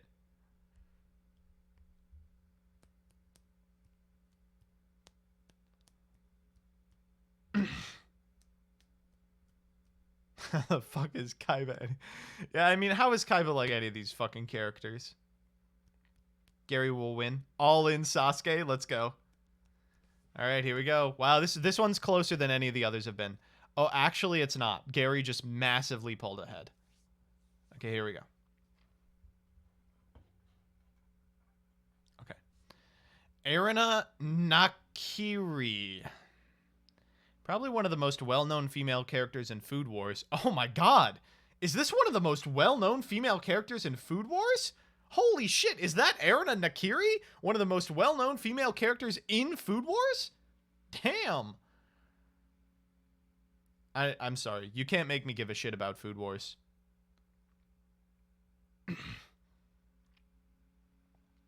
Yeah, sorry. I gotta keep moving.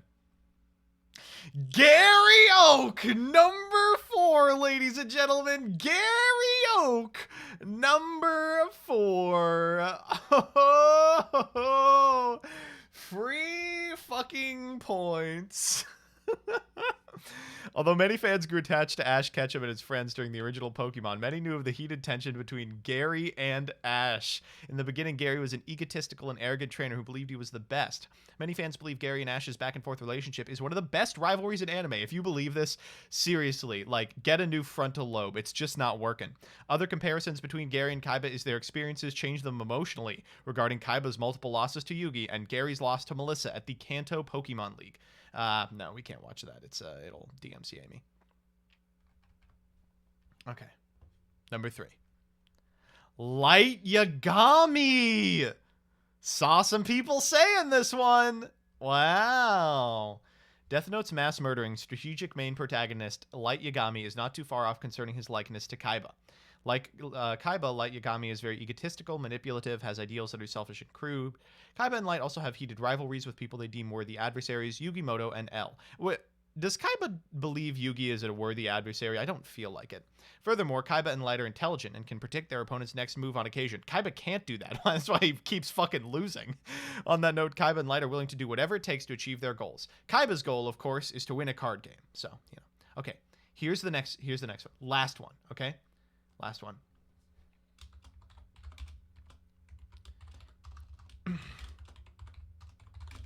Is Sasuke number 1? Yes or no? Is Sasuke going to be number 1? We know he's on here, baby. We know that he's on here. He's got to be on here. Is Sasuke going to be number 1 or number 2? Is he number 1 or number 2? Why does MBT and Head to Head both have cancel culture in their titles? Because today the community actually had a discussion about the fact that the community has some massively bad takes surrounding women and trans people. And men, I guess.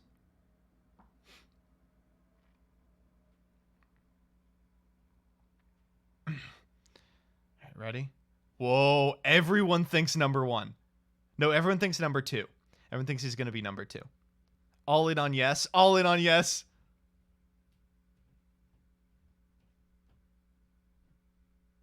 Yeah, things went well, I think. Here we go. Here we go. Is Sasuke number 2? Moment of truth.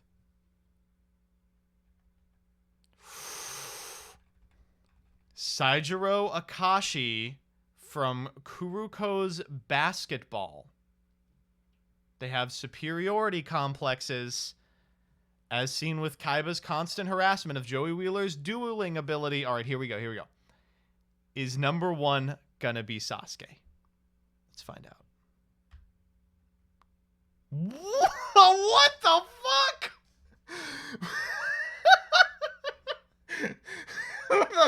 Whoa! What the fuck? They just didn't put Sasuke on this one? Although she was a cold-hearted person before joining her student council, Kaguya Shinomiya treasures her relationship with her friends while also feeling like she's an unlikable person. Though friendship isn't a thing Kaiba is a fan of, he and Kayuga do have someone they care about most concerning... They do have someone they care about most, concerning Kaiba and his brother. Wow. Unfucking believable. Oh, man. This was a good one. This was a good one. Sorry to the yes, people. Oh, man. This is fucking awful. Really, really bad shit. Really not good. Oh, my God. Jose. All right, while we're here, let's find out the 10 anime characters that are hundreds of years old. 7 Deadly Sins. Meliodas. Alucard. All men so far. This is good. This is good. Vash the Stampede. Okay, alright, okay. Okay. There we go. Yep, yeah, let's go. Uh-huh, yep. Yep, and here come, alright. This is, here we go. Alright. Okay, yep. Uh-huh, yep, okay. Okay. Okay. Oh, God. Oh, they really tricked me with this one. They really tricked me with this one. The first 5, I was like, oh, okay, all right. This is actually, okay, well, yeah, you know. Not a child, not a child, not a child. You know, they're not like little girls that, oh, okay, well, not a child. Is not a child. That's a child, but not, you know, in the, and here we go. Yep, and here it is, and okay, and I can't wait to get into an argument with someone on Twitter about their lifestyle. Ugh. Absolutely lulled into a false sense of security by this one. This was published 7 hours ago. What the fuck? Wait. He's published 4 articles today. This one took under an hour to write. The Pokemon vs. Titans one came out 7 hours ago, and so did this one. What the fuck? All right, let's do the friend-zoned one real quick. Naruto was overlooked by Sakura. Oh, stupid bitch. Tsubake Sakuga. I don't know this one. Oh, who can forget Yu Yu Hakusho?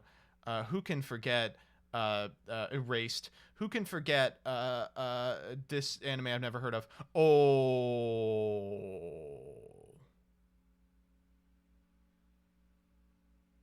I mean, I wouldn't say she was friend-zoned.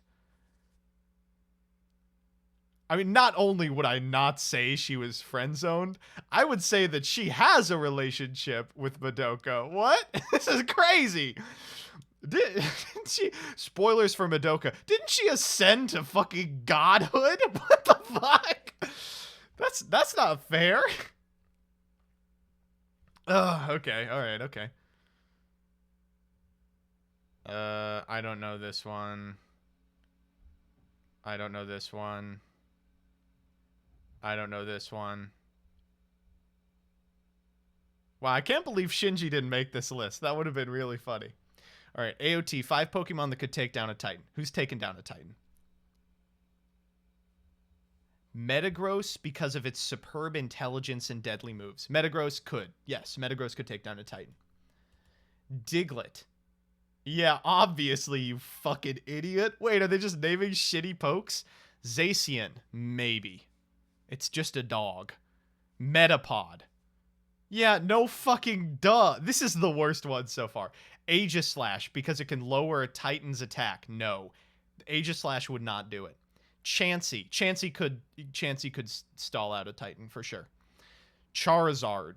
Stupid. It's here for the SEO. Magikarp. They're literally just naming weak Pokemon. This is so fucking bad. Excadrill. Okay, that one might actually be able to. Rattata. Shut up. This one is so... I see why this one took under an hour to write. What the fuck? These are bad. Oh my god. Okay. Alright. That is gonna be it for me. We got out of today without playing any Yu-Gi-Oh! Hell yeah! Hell yeah! Time to go to the end. Folks, before we leave, a couple of quick announcements. Number one, I will be playing in the Femboy Championship Series this Saturday and streaming my matches. If we make it on Friday to our $50 dono goal, I will be doing it in cat ears as well as the MBT collar. Second, the Chalice Slime Monthly is going to be on the 20th, February the 20th. That is February the 20th at 11 a.m. Eastern Standard Time. That is the time the Chalice Slime will be at 11 a.m. Eastern Standard Time on Saturday, February the 20th. February the 20th, the Saturday that is coming up, not this week, but the week after at 11 a.m. Eastern Standard Time, the 20th.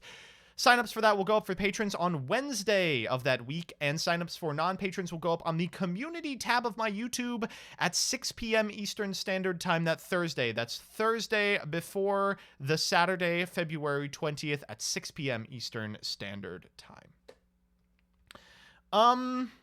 Other than that, I will let you go. I think I'm probably going to send you over to Head to Head Battles, who apparently is having a Ben Shapiro style debate with Peeps. I'm going to banish a light. Seems stupid. All right, and we just hit the $50 mark. Thank you, Huddleston. I know where all of your wallets lie. There it is. All right.